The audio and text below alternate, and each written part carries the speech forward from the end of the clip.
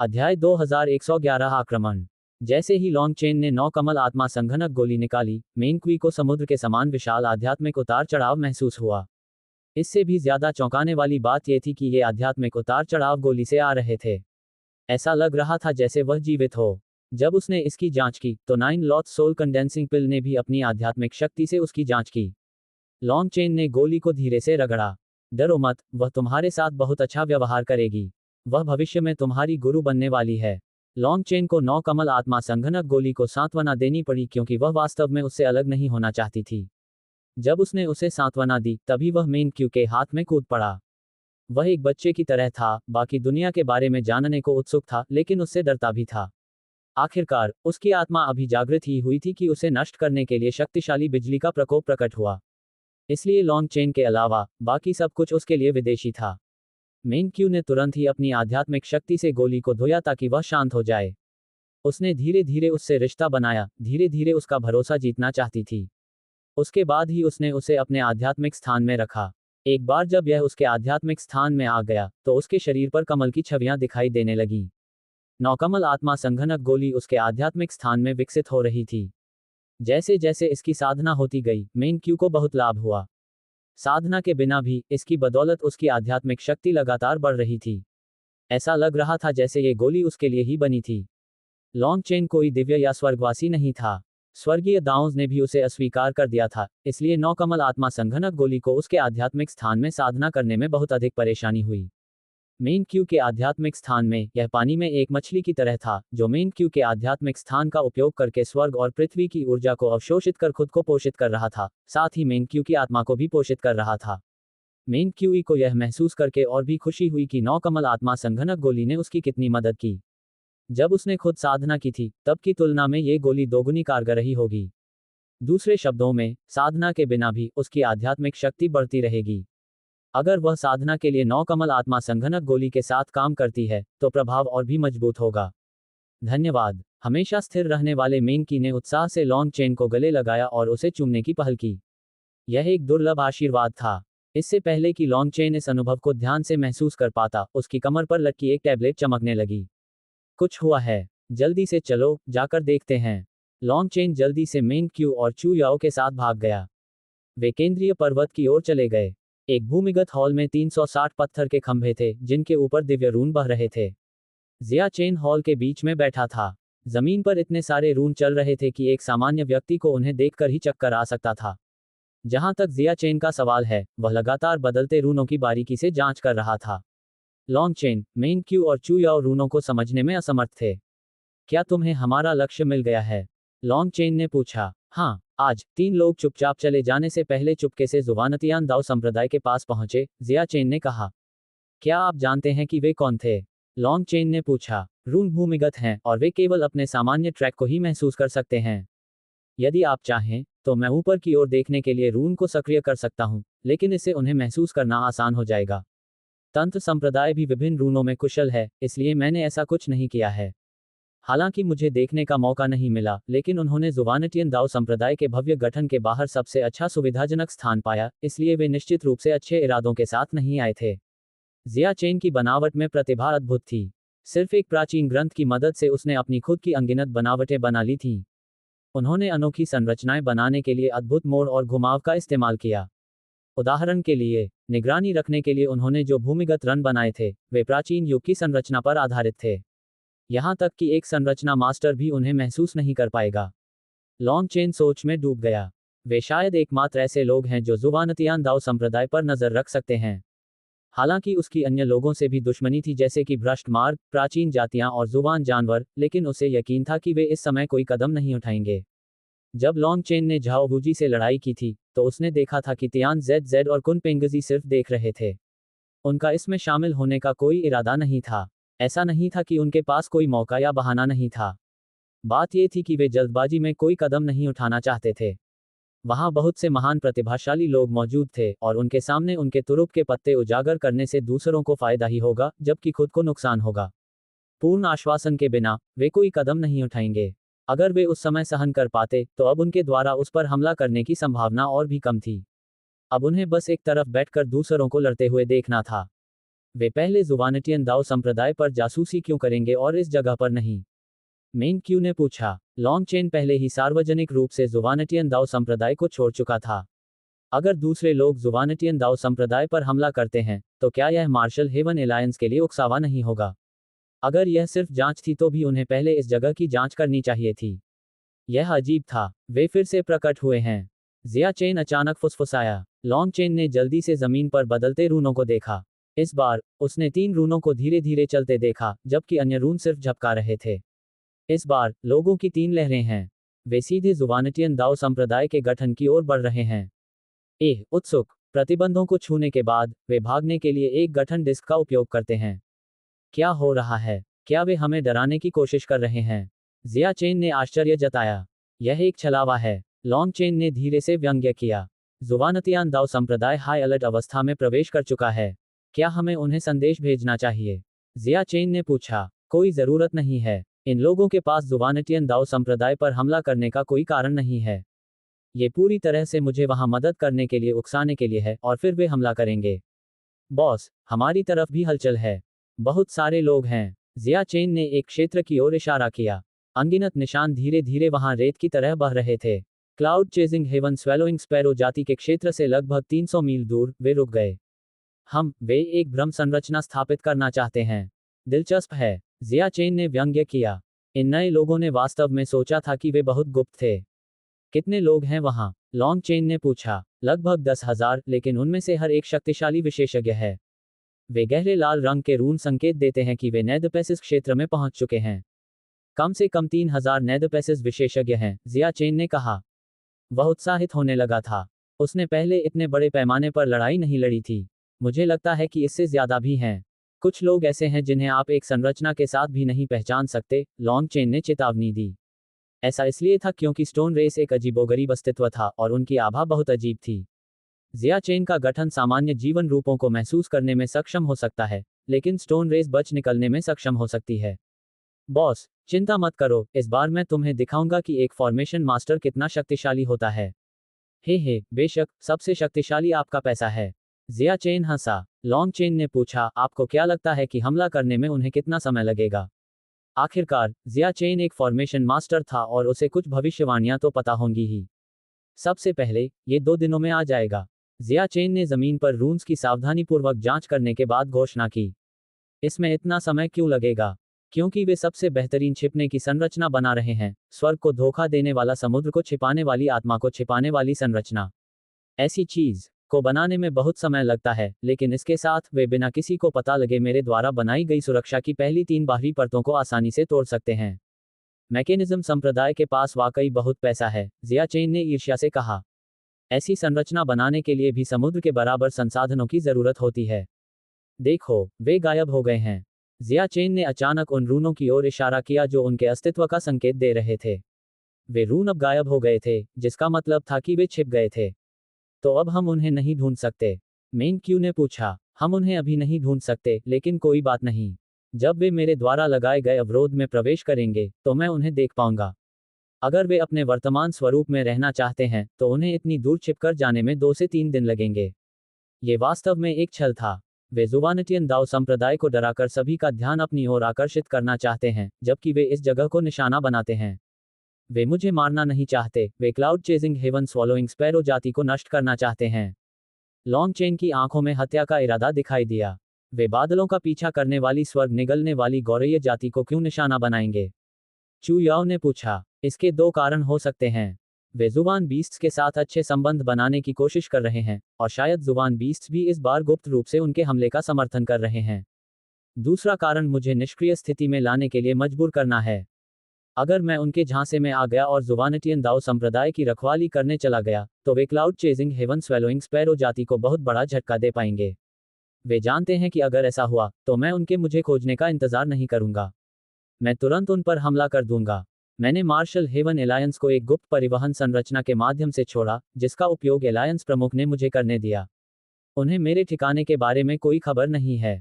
उन्हें बस इतना पता है कि मैं कुछ दिन पहले मार्शल हेवन एलायंस के मुख्यालय गया था, इसलिए उन्हें लगता है कि मैं शायद वहीं हूं, लॉन्ग चेन ने कहा।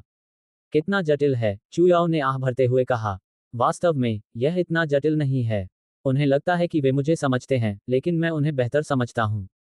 मुझे मैकेनिज्म संप्रदाय की हरकतों के पीछे एक साजिश की गंध आती है, लेकिन मुझे इसकी परवाह करने की जरूरत नहीं है।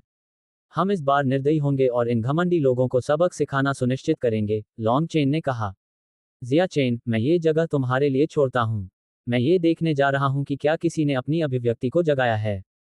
लॉन्ग चेन मेंग क्वी और चुयाओ के साथ चला गया और पीछे जिया चेन को छोड़ गया, जिसकी नज़र जमीन पर बदलते रूनों पर टिकी थी। आओ, इस बार मैं बॉस के पैसे से तुम्हें मार डालूंगा। अध्याय 2112 ड्रैगन रक्त प्रकटीकरण। जब लॉन्ग चेन ड्रैगनब्लड लीजन के एकांत क्षेत्र में पहुंचा तो वह चौंक गया। गुयान, लिक्यू, सोंग मिंगयुआन और अन्य लोगों में रक्त क्यू का तीव्र उतार चढ़ाव था। उनके शरीर से ड्रैगन की हल्की चीखें आती सुनाई दे रही थीं। वहां 1000 से ज्यादा ड्रैगनब्लड योद्धा ऐसी ही हालत में थे। वहां खड़े होने से ऐसा लग रहा था जैसे हर एक के अंदर एक जंगली ड्रैगन दहाड़ रहा हो। मेन क्यू ने कहा, तुमने अपनी अभिव्यक्तियां जागृत कर ली हैं। इस आभा की तुलना पहले से नहीं की जा सकती थी। हम नहीं जानते कि इसे जागृत माना जाएगा या नहीं। गुयांग ने अपना सिर खुजलाया। अगर यह जाग गया है तो यह जाग गया है, अगर यह नहीं है तो यह नहीं है। तुम्हारा क्या मतलब है कि तुम नहीं जानते? चू याओ ने पूछा। गुयांग के शब्द समझ से परे थे। आह, मैं इसे समझा नहीं सकता। बॉस, एक नजर डालिए। गुयांग ने अपनी भुजाएं मोड़ी और उसका स्वरूप उसके पीछे अस्तित्व में आ गया। उसके स्वरूप के भीतर से एक स्पष्ट ड्रैगन की दहाड़ आई। उसके भीतर एक विशाल रक्त ड्रैगन कुंडली मारे घूम रहा था। जब वह रक्त ड्रैगन दहाड़ता था तो गुयांग की रक्त क्यूई शक्ति में विस्फोट हो जाती थी। रक्त के रंग के ड्रैगन के तराजू उसके शरीर को ढक लेते थे और ड्रैगन रक्त युद्ध कवच अपने आप सक्रिय हो जाता था। इसके अलावा जैसे जैसे उसकी अभिव्यक्ति सक्रिय होती गई, तराजू के भीतर छोटी छोटी छवियां दिखाई देने लगीं।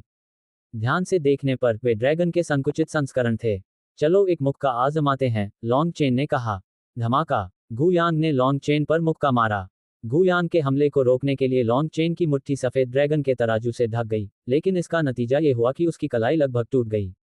अरे, ये शक्ति बहुत अच्छी है, लॉन्ग चेन ने कहा। हालांकि उसने अपनी पूरी शक्ति नहीं जुटाई थी, गुयांग ने कोई जादुई कला भी इस्तेमाल नहीं की थी। वह सिर्फ उसके भौतिक शरीर की शक्ति थी। हे बॉस, ये शक्ति अब बहुत अच्छी हो सकती है, लेकिन हम अभी भी इसके आदी नहीं हुए हैं। मुझे लगता है कि एक बार जब हम इस शक्ति को पूरी तरह से नियंत्रित कर लेंगे, तो हम इतने मजबूत हो जाएंगे कि हम खुद को भी डरा देंगे। गुयांग ने उत्साह से अपनी मुट्ठियां भींच लीं। क्या तुम मुझे अभी शर्मिंदा करने की कोशिश कर रहे थे? तुमने स्पष्ट रूप से अपनी अभिव्यक्ति को जगा दिया था, और फिर भी तुमने ऐसा व्यवहार किया जैसे तुमने ऐसा किया ही नहीं था, लॉन्ग चेन ने कहा। बॉस, मुझे सच में नहीं पता कि यह गिना जाएगा या नहीं, गुयांग ने कहा। क्या यह नहीं कहा जाता है कि दुनिया में एक समय में केवल एक ही तरह की अभिव्यक्ति दिखाई दे सकती है? हाँ, ये तो आम बात है, लॉन्ग चेन ने सिर हिलाया।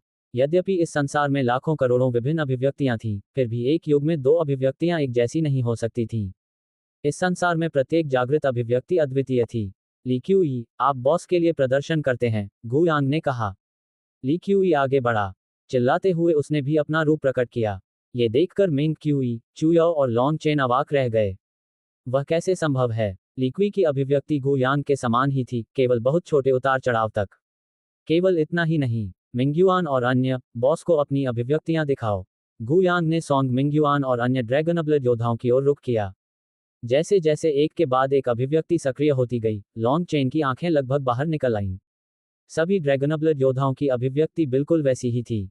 तो, बॉस, हम वास्तव में नहीं जानते कि क्या इसे हमारी अभिव्यक्तियों को जागृत करने के रूप में गिना जाएगा, गुयांग ने असहाय होकर कहा। लॉन्ग चेन एक पल के लिए अचंभित रह गया, फिर वह हंस पड़ा। चाहे तुम जागे हो या नहीं, मुझे बताओ, क्या तुम बहुत मजबूत महसूस कर रहे हो? बेशक, मैं बहुत ताकतवर महसूस कर रहा हूं, और मैं अभी लड़ना चाहता हूं, गुयांग चिल्लाया। दूसरे योद्धा भी ऐसे ही थे। उनकी ताकत में अचानक इतनी वृद्धि होने से उन्हें लगा कि वे अजेय हैं। ठीक है, बस अपनी अभिव्यक्तियों को स्थिर करने पर ध्यान केंद्रित करो। तुम्हारी आभा बिल्कुल भी स्थिर नहीं है। सुनिश्चित करो कि तुम स्थिर रहो। लॉन्ग चेन ने अपना हाथ हिलाया। उसके बाद, वह अन्य ड्रैगनब्लड योद्धाओं से मिलने गया, जिन्होंने अपनी अभिव्यक्तियां नहीं जगाई थीं। वे ईर्ष्यालु थे, लेकिन लॉन्ग चेन ने उन्हें अधीर न होने के लिए कहा। जल्द ही उनकी बारी आने वाली थी। लॉन्ग चेन फिर ये जिकियू और तांग वान एर को खोजने गया। वे दोनों एकांत में थे। दूर से देखने पर जिस पर्वत श्रृंखला में ये जिकियू था, वह बर्फ से ढकी हुई थी और गिरती हुई बर्फ से भरी हुई थी। पहाड़ की चोटी पर ये जिकियू कमल की मुद्रा में बैठी थी। वह बर्फ और हिम की देवी की तरह लग रही थी। उसके पीछे एक विशाल बर्फ का महल था। उस बर्फ के महल के ऊपर एक पूर्णिमा का चांद लटका हुआ था, जो पवित्र प्रकाश बिखेर रहा था, जो महल को रोशन कर रहा था। प्रकाश ने महल को और भी भव्य और भव्य बना दिया। जहां तक तांगवानेर की बात है, वह एक अलग पहाड़ पर थी, जो हवा के झोंकों से घिरा हुआ था। उनमें से हर एक ने शून्य में एक लंबा कट बना दिया था। तांगवानेर के पीछे का स्थान अस्थिर था, क्योंकि उसका स्वरूप अभी तक पूरी तरह जागृत नहीं हुआ था। यह स्पष्ट रूप से अर्धचंद्र जैसा दिख रहा था। भव्य संरचना के कारण उन दोनों को किसी को परेशान करने की चिंता करने की जरूरत नहीं थी, लेकिन वे दोनों एकांत में थे। ऐसा लगता है कि इसका 100 फूल दाव प्रतिध्वनि गोली से कोई लेना देना नहीं है। शायद ये ड्रैगन ब्लड बैटल आर्मर से संबंधित है, लॉन्ग चेन ने कहा। ये जिकियू और तांगवानेर दोनों के लक्षण सामान्य थे। इससे पता चलता है कि समस्या कहाँ है। गुयांग, लिक्वी, सोंग मिंग्युआन और अन्य लोगों ने दुष्ट ड्रैगन के सार रक्त को भक्षण करने वाली धातु को परिष्कृत किया था, और लॉन्ग चेन ने ड्रैगन रक्त युद्ध कवच को उन तक पहुंचाया था।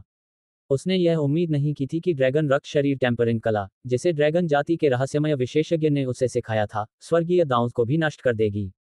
पिछले कुछ सालों में ड्रैगन रेस विशेषज्ञ ने उससे कोई संपर्क नहीं किया था। हालांकि लॉन्ग चेन ने उससे जो भी मांगा था उसे करने का वादा किया था, लेकिन उसने कभी भी उस वादे को पूरा नहीं किया, जिससे वह असहज हो गया। मेन क्यू, चू याओ, तुम्हें भी अपनी अभिव्यक्तियों को जगाने के लिए एकांत में चले जाना चाहिए, लॉन्ग चेन ने कहा। उन दोनों ने मूलतः अपनी आध्यात्मिक शक्ति पुनः प्राप्त कर ली थी। क्या ये बुरा समय नहीं है? लियू रुयान भी एक महत्वपूर्ण क्षण में है और आपकी मदद नहीं कर सकता, चू याओ ने कहा। लियू रुयान चू याओ के आध्यात्मिक स्थान में साधना कर रही थी और उसे परेशान नहीं किया जा सकता था। अगर चू याओ भी एकांत में चली गई, तो वह आगामी युद्ध के दौरान मदद नहीं कर पाएगी। क्लाउड भी वही है। वह वर्तमान में मायरीड स्पिरिट डायग्राम में Cloud chasing haven swallowing sparrow जाति की कुछ दिव्य क्षमताओं को जागृत कर रही है। अगर हम एकांत में चले जाते हैं, जबकि वान एर और जिकियू बाहर नहीं आते हैं, तो आपके पास कोई सहायक नहीं होगा, मेन क्यू ने कहा। लॉन्ग चेन ने क्लाउड या लियू रुयान को वापस लौटने के बाद नहीं देखा था। इसका कारण ये था कि वे दोनों एकांत में थे। लियू रुयान यिन यांग अमर घास द्वारा छोड़ी गई अंतिम ऊर्जा को अवशोषित कर रही थी। वह एक महत्वपूर्ण मोड़ पर थी। Cloud chasing haven swallowing sparrow जाति की प्राचीन दिव्य क्षमताएं प्राप्त कर रही थी, और इसके लिए उसे अपनी रक्तरेखा शक्ति को जागृत करने की आवश्यकता थी। यह अज्ञात था कि वह कब बाहर आ पाएगी। ये जिकियू और तांगवान एर दोनों अब अपनी अभिव्यक्तियों को जगाने में व्यस्त थे। ये बताना असंभव था कि इसमें कितना समय लगेगा। अगर मेंग क्यू और चू याओ भी एकांत में चले गए, तो उनमें से कोई भी लड़ाई में मदद नहीं कर पाएगा। वे उनके सबसे मजबूत लड़ाकों में से 6 थे। आप दूसरे पक्ष को ज्यादा आंक रहे हैं, जबकि हमें कम आंक रहे हैं। चिंता न करें, सब कुछ मेरे नियंत्रण में है। आप अपनी अभिव्यक्तियों को जगाने पर ध्यान केंद्रित कर सकते हैं, जितनी जल्दी हो सके उतना अच्छा है। मैकेनिज्म संप्रदाय के साथ ये लड़ाई सिर्फ भूख बढ़ाने वाली है। असली खतरनाक हिस्से बाद में आएंगे, लॉन्ग चेन ने कहा। वे दोनों लॉन्ग चेन को मना नहीं पाए, इसलिए वे सहमत हो गए। वे एकांत में चले गए और प्रत्येक ने 100 फूल दाव प्रतिध्वनि गोली ले ली। मेन क्यू, चू याओ, तांगवान एर और ये जिकियू सभी एक पहाड़ पर कब्जा करके भव्य संरचना के भीतर साधना कर रहे थे। उन 4 सुंदरियों को साधना करते देख लॉन्ग चेन के चेहरे पर एक गर्म मुस्कान आ गई। वे उसका सबसे बड़ा सहारा थे। उनके साथ उसका दिल हमेशा भरा रहेगा। जैसा कि जिया चेन ने कहा था, 2 दिन बाद वह गुप्त संरचना जिसमें दूसरे पक्ष ने खुद को छिपा रखा था, बादलों का पीछा करने वाली स्वर्ग को निगलने वाली गौरैया जाति की सुरक्षा की तीसरी परत के पास पहुंचने लगी। भव्य सुरक्षात्मक संरचना वास्तव में उन्हें महसूस करने में सक्षम नहीं थी। ये बिना कहे ही स्पष्ट था कि तंत्र संप्रदाय वास्तव में कुशल था। वे इतने सारे लोगों को पूरी तरह से छिपाने में कामयाब रहे थे। यदि जिया चेन ने इस समय के दौरान सिर्फ इस उद्देश्य के लिए एक विशेष संरचना नहीं बनाई होती, तो शायद Cloud chasing haven swallowing sparrow जाति में वास्तव में खून की नदियां बह जातीं। इन 2 दिनों के दौरान रहस्यमय विशेषज्ञों ने जुवानटियन दाओ संप्रदाय को परेशान किया, जैसा कि लॉन्ग चेन ने अनुमान लगाया था। कुछ लोग तो संप्रदाय में घुस भी गए और फिर भाग निकले, जिससे जुवानटियन दाओ संप्रदाय ने अपनी उच्च सतर्कता की स्थिति बनाए रखी। लॉन्ग चेन ने जिया चेन को ली तियानिक्सुआन को संदेश भेजने के लिए कहा, जिसमें उसे बताया गया कि क्या हो रहा है और कैसे सहयोग करना है। उसे सख्त लॉकडाउन में प्रवेश करना था और मार्शल हेवन एलायंस से सुदृढ़ीकरण के लिए विनती करनी थी। बॉस, उनकी आकृतियां फिर से दिखाई दी हैं। हे, उनकी भव्य संरचना मेरे सामने छिप नहीं पा रही है, जिया चेन ने हंसते हुए कहा। उसके पीछे पत्थर के खंभों से प्रकाश की किरणें निकल रही थी, जो हवा में एक छवि में मिल गई थी। छवि के भीतर एक अजीब जानवर था। उस जानवर के पेट के अंदर विशेषज्ञों का एक काला और धुंधला समूह था। उनके चेहरे इतने धुंधले थे कि उन्हें देखना मुश्किल था। उनमें से कुछ इंसान थे, लेकिन उनमें से कुछ विशेष रूप से बड़े और मोटे थे। लॉन्ग चेन ने तुरंत उन्हें स्टोन रेस से पहचान लिया। अद्भुत। लॉन्ग चेन ने जिया चेन को अंगूठा दिखाया। उनके गठन कौशल वास्तव में सराहनीय थे। वह जानवर एक दिव्य वस्तु है जिसे उन्होंने बनाया है। आश्चर्यजनक रूप से, भले ही हम सीधे उनके पास चले जाएं, हमें इसका एहसास नहीं होगा। वह दिव्य वस्तु अपना खुद का डुप्लीकेट स्थान बनाएगी, इसलिए जो कोई भी उसमें चलेगा वह अस्थायी रूप से उस डुप्लीकेट स्थान में प्रवेश करेगा और बिना कुछ महसूस किए निकल जाएगा, जिया चेन ने कहा। लॉन्ग चेन ने सिर हिलाया। इस बारे में कहने को कुछ नहीं था। मैकेनिज्म संप्रदाय अनगिनत सालों से अस्तित्व में था और इसकी नींव बहुत मजबूत थी। उनके पास कुछ दुर्लभ खजाने होना सामान्य बात थी। हम जाल बंद कर सकते हैं, उनके पीछे हटने का रास्ता बंद कर सकते हैं। मैं अपने भाइयों को बुलाकर उन्हें कुछ खाने को दूंगा। लॉन्ग चेन ने जिया चेन के कंधे को थपथपाया। गायब होने से पहले उसके चेहरे पर एक दुष्ट मुस्कान दिखाई दी। अध्याय 2113 ड्रैगन ब्लड लीजन का स्वागत समारोह। एकांत और बंद जगह में 10,000 से ज्यादा विशेषज्ञ इकट्ठा हुए थे। उन्होंने पानी जैसी रोशनी की एक स्क्रीन के जरिए बाहरी दुनिया को देखा। प्रकाश की पर्दा धीरे धीरे आगे बढ़ी और उन्हें भी अपने साथ ले आई। उनकी गति बहुत धीमी थी। ये चीज बहुत धीमी है। हम सीधे हमला क्यों नहीं करते? एक आंख वाले शिलिंग फेंग ने अधीरता से पूछा। 2 दिन हो चुके थे, लेकिन लड़ाई अभी शुरू नहीं हुई थी। इस तरह एक साथ भीड़ में रहना परेशान करने वाला था। शी लिंगफेंग के बगल में झाओ बूजी खड़े थे। झाओ बूजी पूरी तरह से ठीक हो गया था और वह बाहर खतरनाक रूप से घूर रहा था। पिछली बार लॉन्ग चेन ने न केवल झाओ बूजी को हराया था, बल्कि उसका कवच भी फाड़ दिया था। यह अनदेखा करते हुए कि यह कितना भयानक झटका था, उसने उन अन्य सर्वोच्च प्रतिभाशाली लोगों के सामने भी अपना चेहरा खो दिया था, जिनके साथ वह प्रतिस्पर्धा कर रहा था। यह मारे जाने से भी अधिक दर्दनाक था। मैकेनिज्म संप्रदाय ने कई दिनों तक कोई कदम नहीं उठाया था क्योंकि वे झाओ बूजी के ठीक होने का इंतजार कर रहे थे। जब वह ठीक हो गया, तो उन्होंने बदला लेने के लिए अपने सभी कुलीनों को इकट्ठा किया। सबसे पहले उन्होंने शि लिंगफेंग को ढूंढा और उसे लॉन्ग चेन की स्थिति का पता लगाने को कहा। हालांकि वे ये देखकर अचंभित रह गए कि उसके पत्थर के सिर को सोचना नहीं आता था। उसने पहले लॉन्ग चेन की स्थिति को समझने की कोशिश नहीं की थी, और जब उन्होंने उसे पाया तो उसने कहा कि उसे कुछ भी समझ में नहीं आ रहा था। झाओ बूजी उस समय उसे शाप देना चाहता था। अगर वह उसे महसूस नहीं कर पा रहा था, तो उसने पहले कुछ क्यों नहीं कहा? झाओ बूजी ने जल्दी से लोगों को लॉन्ग चेन के ठिकाने की जांच करने के लिए भेजा, लेकिन उन्हें केवल यही जानकारी मिली कि Long Chen Martial Heaven Alliance के मुख्यालय में गया था। उनके पास बस यही जानकारी थी। जब लॉन्ग चेन स्वर्ग विभाजन युद्ध संप्रदाय और फिर Cloud chasing haven swallowing sparrow जाति में गया था, तो उसने उनके गुप्त चैनलों का इस्तेमाल किया था। झाओ बूजी के पास उसे खोजने का कोई रास्ता नहीं था। इस बारे में सोचने के बाद झाओ बूजी ने Cloud chasing haven swallowing Sparrow race पर हमला करने का फैसला किया था। यह उसका सबसे लाभदायक विकल्प था। इसलिए शि लिंगफेंग की बड़बड़ाहट सुनकर झाओ बूजी को इस बेवकूफ को शाप देने की इच्छा हुई। हालांकि उसके पास शि लिंगफेंग को सांत्वना देने के अलावा कोई विकल्प नहीं था। अगर हम सीधे हमला करते तो वे सतर्क हो जाते। हम कई लोगों को मार सकते थे, लेकिन कुछ भाग जाते। हालांकि हम ये सुनिश्चित करना चाहते हैं कि एक भी अंडा टूटा न रह जाए। हम सबसे पहले उनके मुख्य परिवहन गठन को नष्ट कर देंगे और फिर उनके पीछे हटने के रास्ते काट देंगे। उस समय उनके पास जाने के लिए कोई जगह नहीं होगी। हम उन सभी को मार देंगे। क्या ये बेहतर नहीं होगा? ठीक है, उम्मीद है लॉन्ग चेन वहां होगा। मैं उसका सिर काट दूंगा और अपनी आंख वापस ले लूंगा। शी लिंगफेंग की एकमात्र आंख चमक उठी, जिससे उसका भयावह चेहरा और भी भयावह हो गया। लॉन्ग चेन को अभी जुवानटियन दाओ संप्रदाय पर पहरा देना चाहिए। अगर हम अपने हमले में काफी तेज हैं, तो उसे प्रतिक्रिया करने का मौका नहीं मिलेगा। परिवहन संरचनाएं टूट जाने के कारण जब तक वह भाग कर आएगा, तब तक सभी मर चुके होंगे।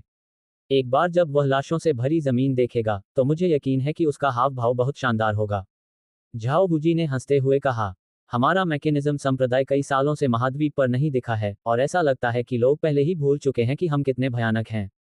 हम इस मौके का इस्तेमाल अपनी ताकत दिखाने के लिए करेंगे, मैकेनिज्म संप्रदाय के नेदपेसिस के एक बुजुर्ग ने कहा। तंत्र संप्रदाय की शक्ति उनके जटिल तंत्रों में निहित थी। जिस तरह से वे उन तंत्रों को नियंत्रित करते थे वह उनकी युवान आत्माओं के साथ था, इसलिए तंत्र संप्रदाय में भी एक स्थिर क्षेत्र महत्वपूर्ण था। युवान आत्मा जितनी मजबूत होगी, वे उतना ही मजबूत कवच पहन सकते थे। हम मैकेनिज्म संप्रदाय ने पूरे इतिहास में कम से कम 8,000 संप्रदायों को नष्ट किया है। उन संप्रदायों में से कुछ तो जुवानटियन दाओ संप्रदाय और स्वर्ग विभाजन युद्ध संप्रदाय से भी ज्यादा शक्तिशाली थे, और फिर भी उन्हें हमने एक ही रात में नष्ट कर दिया। इतने सालों के बाद दुनिया हमारी महिमा को भूल गई है। बादलों का पीछा करने वाली स्वर्ग निगलने वाली गौरय जाति को नष्ट करने से उन्हें याद आ जाना चाहिए, मैकेनिज्म संप्रदाय के एक अन्य विशेषज्ञ ने कहा। पत्थर की जाति भी ऐसी ही है। अब समय आ गया है कि हम अपनी मांसपेशियों को व्यायाम कराएं। केवल खून और लाशें ही लोगों पर सबसे गहरा प्रभाव छोड़ती हैं, पत्थर की जाति के किसी व्यक्ति ने कहा। वे बादल का पीछा करने वाले स्वर्ग को निगलने वाली गौरैय जाति के इलाके के जितना करीब पहुंचते गए, उनकी भूख उतनी ही बढ़ती गई। वे खून के प्यासे भेड़ियों की तरह थे, यहां तक कि उनकी आंखें भी लाल हो गई थीं। सावधान! अचानक झाओ वूजी ने चिल्लाकर कहा। अदृश्य संरचना रुक गई, क्योंकि लोगों का एक समूह वहां से गुजर रहा था। वे ड्रैगनब्लड लीजन के लोग हैं, किसी ने फुसफुसाया। इन ड्रैगनब्लड योद्धाओं के वस्त्रों पर ड्रैगनब्लड लीजन का विशिष्ट ड्रैगन चिन्ह था। क्या वे जुवानटियन दाओ संप्रदाय में नहीं गए? लोग भ्रमित थे। उनकी योजना के अनुसार उन्हें पहले ही जुवानटियन दाओ संप्रदाय के लिए निकल जाना चाहिए था। झाओ वूजी ने निर्देश दिया, भ्रम निर्माण को सक्रिय करें। निर्माण के प्रभारी विशेषज्ञों ने उन्हें बांस के जंगल की बिल्कुल सही तस्वीर बना दिया। यहाँ पहले से ही एक बांस का जंगल था, इसलिए ये भ्रम उन्हें उसका हिस्सा जैसा दिखाएगा। किसी को भी कुछ भी संदेह करने का कोई तरीका नहीं था। उस समूह में 30 से ज्यादा ड्रैगनब्लड योद्धा थे, और वे आलसी और निष्क्रिय लग रहे थे। उनमें से कुछ तो थोड़ा लड़खड़ा भी रहे थे, जैसे कि वे नशे में हों। मैंने अभी बहुत ज्यादा पी लिया है। रुको, मुझे पेशाब करना है, योद्धाओं में से एक ने चिल्लाया। वह वास्तव में बांस के जंगल में भाग गया। अरे, वे क्या कर रहे हैं? शी लिंगफेंग ने गुस्से में कहा। ये योद्धा अपने बांस के जंगल के पास ही थे। अगर कोई व्यक्ति पेशाब करता तो ऐसा लगता जैसे कोई उन पर पेशाब कर रहा है। हालांकि इस संरचना ने उन्हें अलग थलग कर दिया था, लेकिन यह एहसास वाकई ऐसा था जैसे कोई उनके सिर पर पेशाब कर रहा हो। उसे मार डालो! शी लिंगफेंग चिल्लाया। हम नहीं कर सकते, हम पूरी तरह से छिपे हुए हैं। बस एक और कदम और हम उनके परिवहन संरचनाओं को नष्ट कर सकते हैं। झाओ वूजी इस डर से कूद पड़े कि शी लिंगफेंग उनके गठन को तोड़ देगा।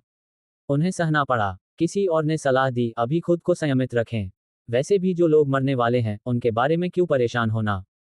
पेशाब की एक बड़ी धार नीचे की ओर बहने लगी। उन्हें ऐसा लग रहा था जैसे वे घुटनों के बल बैठे हों और कोई उनके सिर पर पेशाब कर रहा हो। भाड़ में जाओ, मैं उन सभी को व्यक्तिगत रूप से कुचलने का प्रबंध करूंगा, शी लिंगफेंग ने दहाड़ते हुए कहा। उसने अपने जीवन में कभी ऐसा अपमान नहीं झेला था। पेशाब करने के बाद ड्रैगनब्लड योद्धा ने खुद को हिलाना भी सुनिश्चित किया।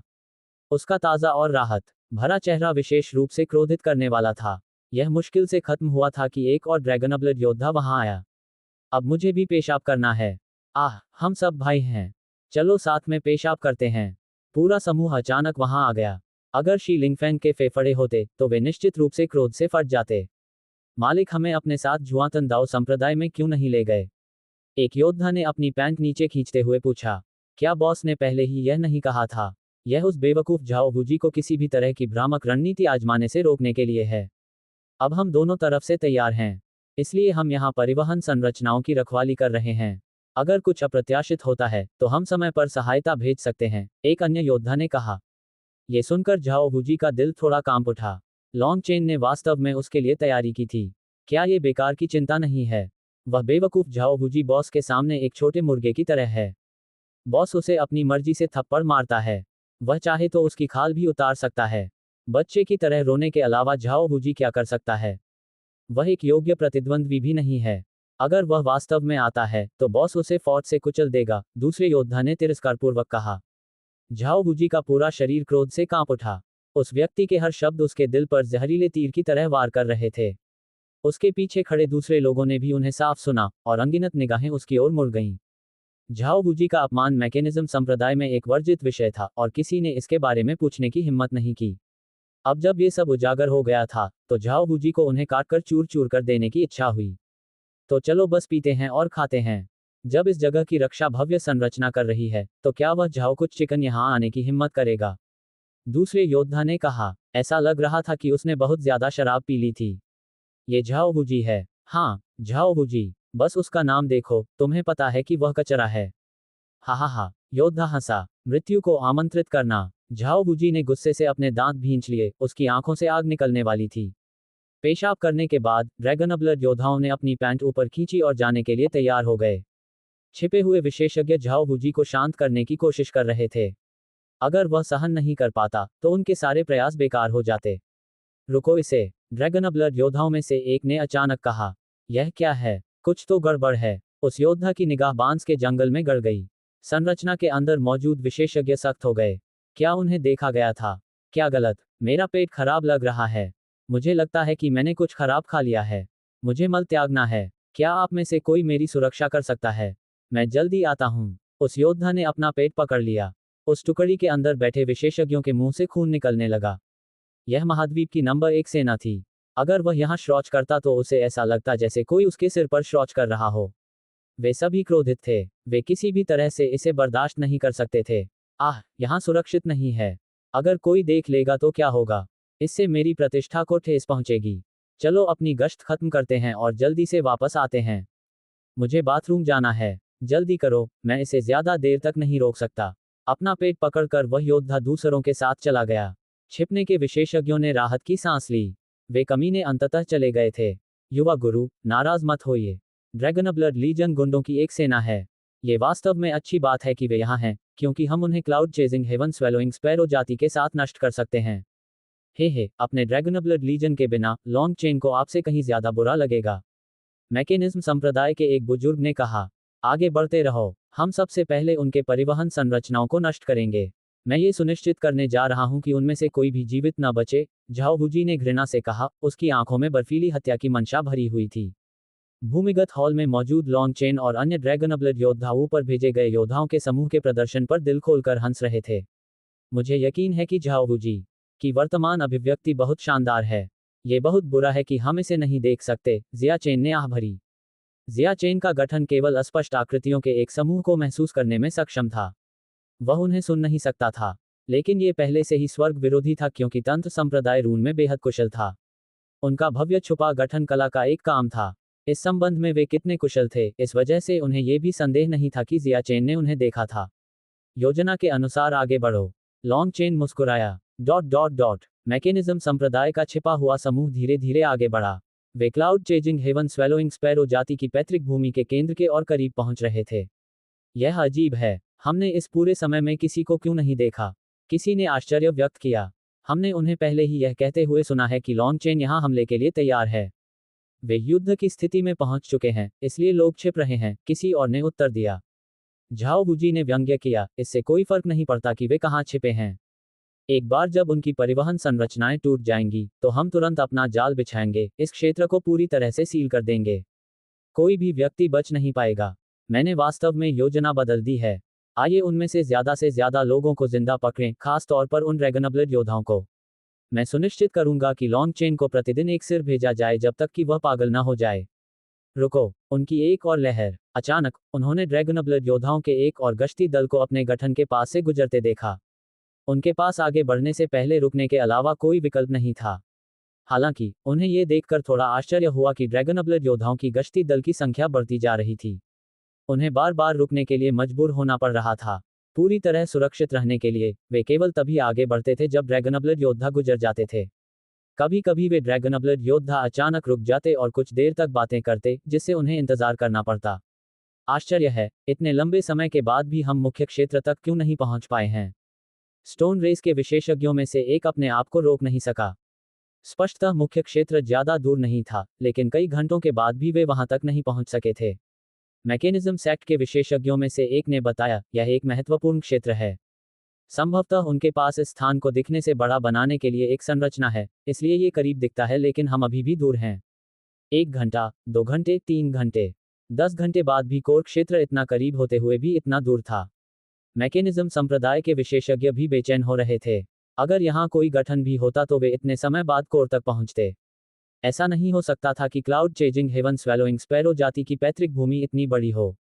नहीं, हम पकड़े गए हैं। तंत्र को नियंत्रित करने वाले विशेषज्ञों में से एक ने अचानक चिल्लाकर कहा। यह क्या है? झाओ वुजी ने पूछा। हम किसी और के भ्रम निर्माण में प्रवेश कर चुके हैं। फॉर्मेशन मास्टर ने अचानक हाथ की मुहरें बनाई, जिससे फॉर्मेशन में बदलाव आया। आसपास की जगह लहरदार हो गई। उन्होंने अपने आसपास जो इमारतें और जमीन देखी, वे गायब हो गईं, जैसे कि वे सिर्फ एक प्रतिबिंब हों। अब वे धुंध से घिरे हुए थे। सभी लोग हैरान थे, समझ नहीं पा रहे थे कि क्या हो रहा है। इससे पहले कि वे कुछ समझ पाते, एक आवाज गूंजी। झाओ वुजी, शिलिंग फेंग, मैं लंबे समय से इंतजार कर रहा हूं। कैसा लग रहा है? क्या लुका छिपी खेलना मजेदार था? लॉन्ग चेन, झाओ वुजी और शीलिंग फेंग ने तुरंत उस आवाज को पहचान लिया, लेकिन लॉन्ग चेन की आवाज हर दिशा से आ रही थी। वे यह नहीं बता पाए कि वह कहां था। जल्दी करो और उनके गठन को नष्ट करो, झाओ वुजी चिल्लाया। उसे बुरा लग रहा था। मुख्य फॉर्मेशन मास्टर ने तुरंत 100 से ज्यादा फॉर्मेशन डिस्क निकाली। एक अजीब सी छवि बनाने के बाद 100 से ज्यादा प्रकाश की किरणें फॉर्मेशन डिस्क से निकलकर आसमान में फैल गईं। धमाका, आसपास की धुंध नहीं हटी। इसके बजाय संरचना डिस्क फट गई। फॉर्मेशन मास्टर ने अचानक मुंह से खून निकाला। उसका फॉर्मेशन सेट करने से पहले ही नष्ट हो गया था। स्पष्ट रूप से उसकी हर हरकत दूसरे पक्ष की उम्मीदों के अनुरूप थी। अचानक तलवार की रोशनी की एक विशाल किरण उनकी ओर बढ़ी। हमला करो, झाओ हुजी चिल्लाया। उसके शरीर पर खून के रंग का कवच दिखाई दिया। ये वास्तव में उससे अलग कवच था जो उसने पहले पहना था। धमाका, झाओ हुजी ने सबसे पहले हमला किया और तलवार की रोशनी पर मुक्का मारा। हालांकि वह ये देखकर चौंक गया कि तलवार की रोशनी के पीछे कोई शक्ति नहीं थी। जैसे ही उसने उसे छुआ, वह फट गई। ध्यान से, अचानक ही फॉर्मेशन मास्टर के चेहरे का भाव बदल गया। उसने जल्दी से हाथ की मुहरें बना ली और प्रकाश की एक दीवार बना ली। हालांकि वह अभी भी बहुत देर हो चुकी थी। प्रकाश की वह दीवार अभी पूरी तरह से बनी भी नहीं थी कि बिखरी तलवार की रोशनी बारिश की तरह उनके चारों ओर गिरने लगी। हर बूंद के बाद एक विस्फोट हुआ और प्रकाश की लहरें उनके निर्माण को निगल गईं। भाड़ में जाओ, ये डार्क इरोडिंग रून्स हैं। तंत्र संप्रदाय के कई विशेषज्ञ रोने लगे। इस प्रकाश में कोई आक्रामक शक्ति नहीं थी, लेकिन इससे उनका कवच काला हो रहा था। ऐसा लग रहा था जैसे किसी तरह का पेस्ट उनके कवच पर चिपका हुआ था, जो उन पर लगे रूनों को ढक रहा था। उनके कवच की ताकत तेजी से कम होने लगी। वे अब अपने कवच के भीतर आसानी से नहीं चल सकते थे। नतीजतन वे अनाड़ीपन से इधर उधर घूमते हुए फंस गए। ऐसा लग रहा था जैसे वे कीचड़ में लिपटे हुए थे और इसे झेल नहीं पा रहे थे। केवल झाओ हुजी और कुछ उच्च स्तरीय बुजुर्ग अपने उच्च ग्रेड कवच के कारण बहुत बुरी तरह प्रभावित नहीं हुए। तोड़ना, मुख्य संरचना मास्टर ने एक गर्जना की। किसी अज्ञात विधि का उपयोग करते हुए अनगिनत रून चारों ओर घूम गए और एक शक्तिशाली लहर उसके बाहर फैल गई। शून्य फट गया और धूल गायब हो गई, जिससे उनकी दृष्टि साफ हो गई। इस पल उन्हें अचानक पता चला कि वे क्लाउड चेजिंग हेवन स्वैलोइंग स्पैरो जाति की पैतृक भूमि पर नहीं थे, बल्कि एक झील के ऊपर थे। धमाका, उनके नीचे स्थित झील फट गई, जिससे वे झील के पानी में डूब गए। कमीने, मैं उन सभी को मार डालूंगा, शिलिंग फैंग ने दहाड़ते हुए कहा। पत्थर की जाति को पानी से नफरत थी क्योंकि उनके शरीर पर मौजूद क्रिस्टल पानी से दूषित हो जाते थे। पानी जितना गंदा होगा, प्रदूषण उतना ही बुरा होगा। गंदगी को साफ करने में बहुत समय लगेगा। ऐसा महसूस हो रहा था जैसे सफाई के प्रति जुनूनी कोई व्यक्ति गंदगी से ढका हुआ हो।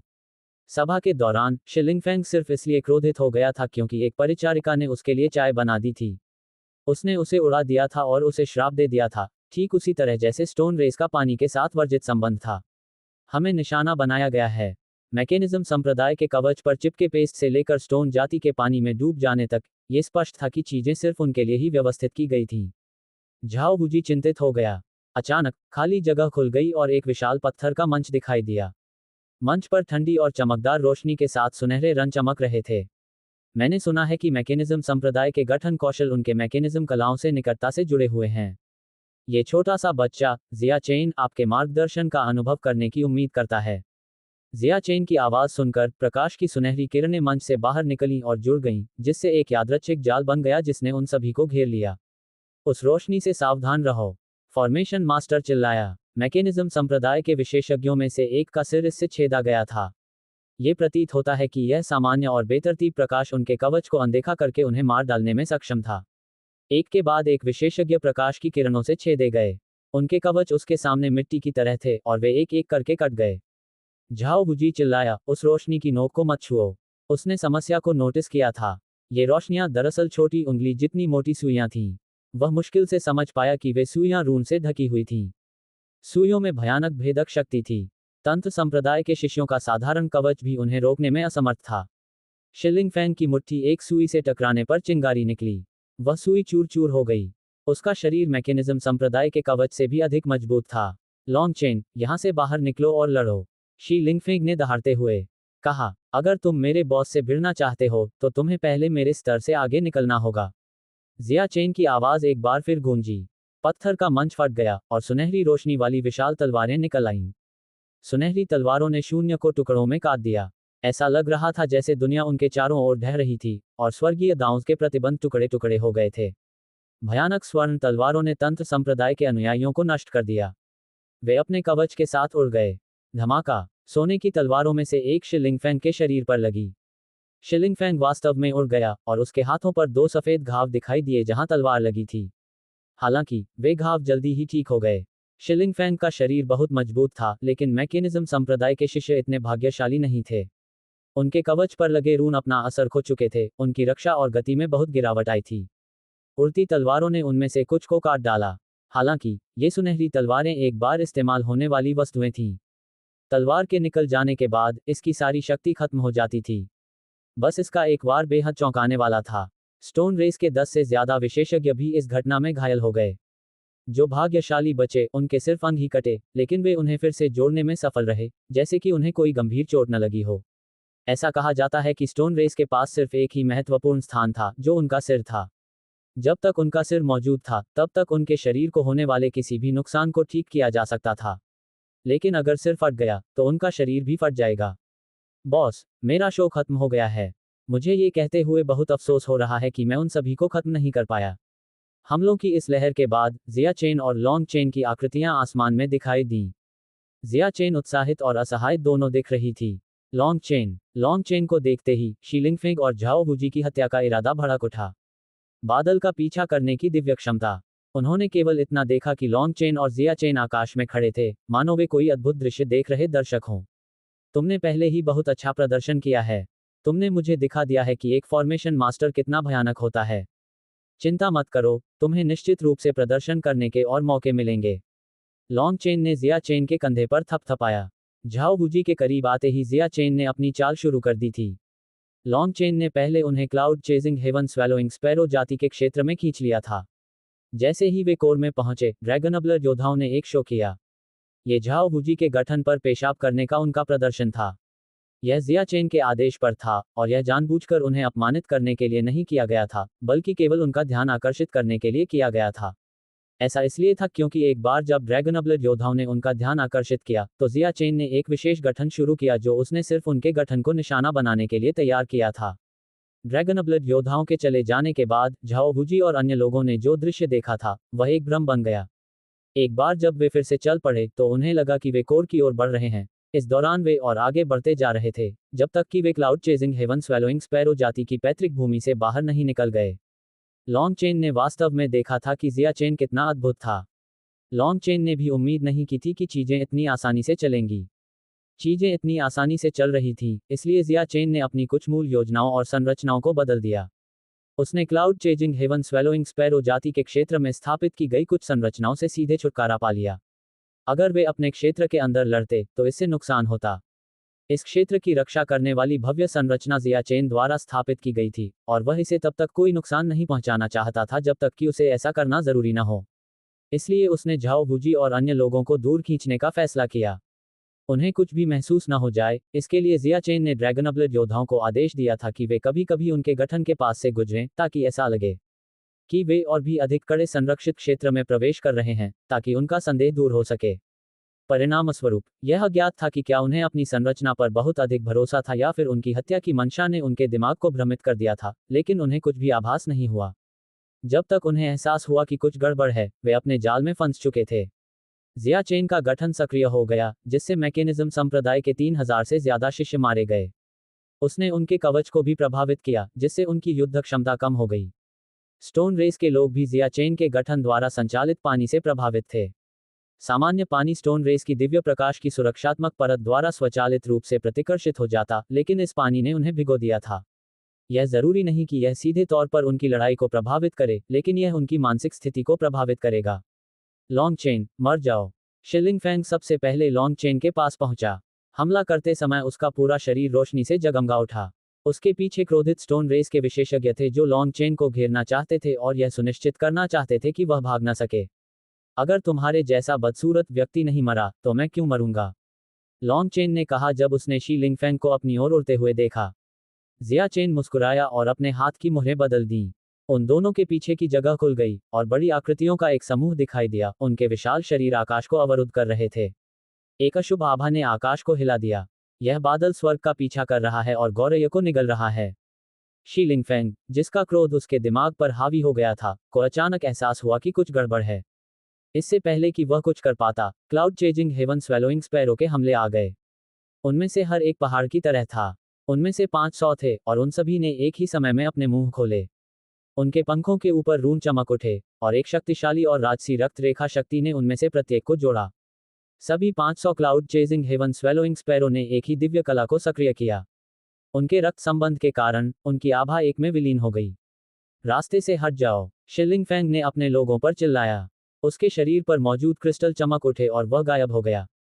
इस समय प्रत्येक बादल का पीछा करने वाली स्वर्ग को निगलने वाली गौरैया के मुंह से प्रकाश की एक काली किरण निकली। उनके शरीर इतने बड़े थे कि काली रोशनियां सैकड़ों मीटर चौड़ी थीं। वे एक में विलीन हो गईं और प्रकाश की एक काली विशाल तलवार में बदल गईं। काली रोशनी वाली तलवार सीधे स्टोन रेस के विशेषज्ञों के बीच से गुजरी। उसके सामने जो कुछ भी था वह उड़ गया।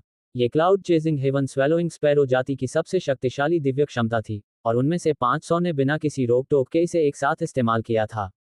उनकी शक्ति ने लॉन्ग चेन को भी चकित कर दिया। काली तलवार पत्थर की जाति से होकर गुजरी और फिर मैकेनिज्म संप्रदाय के विशेषज्ञों तक पहुंची। जिसने भी इसे छुआ वह धूल में बदल गया। इस हमले में वास्तव में विस्मृति का एक पहलू शामिल है। इससे कोई फर्क नहीं पड़ता कि यह पत्थर है या कवच, कुछ भी इसे रोक नहीं सकता। लॉन्ग चेन ने अंदर ही अंदर आह भरी। Cloud chasing haven swallowing sparrow जाति का यह संयुक्त हमला संभवतः गॉड एक्सटर्मिनेशन तोप के हमले से कमजोर नहीं था। लॉन्ग चेन को अचानक थोड़ा अफसोस हुआ। अगर उसे पता होता कि उनकी दिव्य क्षमताएं इतनी भयावह हैं, तो वह उन्हें सीधे इन आक्रमणकारियों पर उनके छिपे हुए समूह के भीतर हमला करने के लिए कहता। शायद वे उन सभी को नष्ट करने में सक्षम हो सकते थे। उसने छिपे हुए गठन पर सीधे हमला नहीं किया था। इसका कारण यह था कि अगर उस पर हमला होता तो उसके पास बैकअप होता। इसके चारों ओर एक रक्षात्मक अवरोध था, और भले ही वे इसे एक हमले में तोड़ सकते थे, लेकिन जो कोई भी मारा नहीं गया था उसे गठन के सुरक्षा उपायों में से एक द्वारा दूर ले जाया जाएगा। जहां तक जिया चेन का प्रश्न है, उसने कोई प्रत्यक्ष कदम नहीं उठाया था, बल्कि उसने धीरे धीरे संरचना के अंदर के रूनों को कमजोर कर दिया था, और अंत में परिवहन संरचनाओं को नष्ट कर दिया था, ताकि वे बचकर भाग न सकें। अगर उसे पता होता कि Cloud chasing haven swallowing Sparrow का हमला इतना शक्तिशाली है, तो शायद इस विस्मृति दिव्य क्षमता के साथ वे सीधे ही संरचना की सुरक्षा के साथ साथ उसके भागने की सुरक्षा को भी नष्ट कर सकते थे।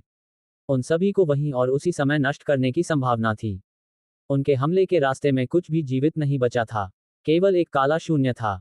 स्टोन रेस के 1000 से ज्यादा विशेषज्ञ आ चुके थे, लेकिन अब सिर्फ 300 ही बचे थे।